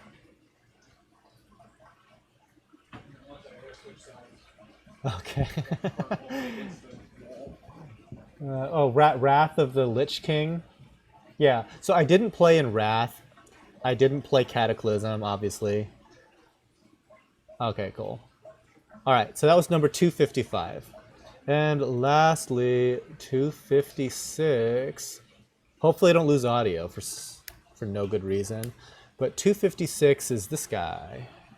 We just got some codium available. If you're looking for something to toss into your refugium, there you go. Rarity. I quit when they introduced pandas as a race. Yeah. All right, guys, that pretty much does it for this time. Thank you all for joining the April live show. Special thanks to the Patreon crowd. Patreon.com/Tidal Gardens if you wanted to be a patron. So special thanks to Mark, Christopher, Alan, Trevor, Kevin, Samuel, Phil, Robert, Ryan, and Dave Davis. Thank you guys so much. Appreciate the support. And thanks again to all the folks that had tossed in super chats over the course of this live show.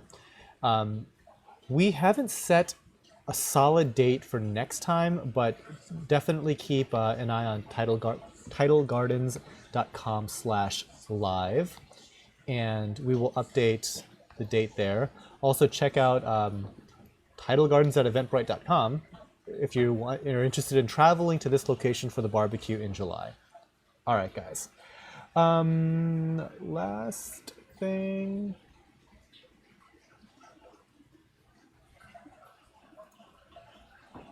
Not sure. I don't know if there is a last thing. All right, guys. Enjoy the rest of your weekend. And yeah, you will see me soon, I am sure.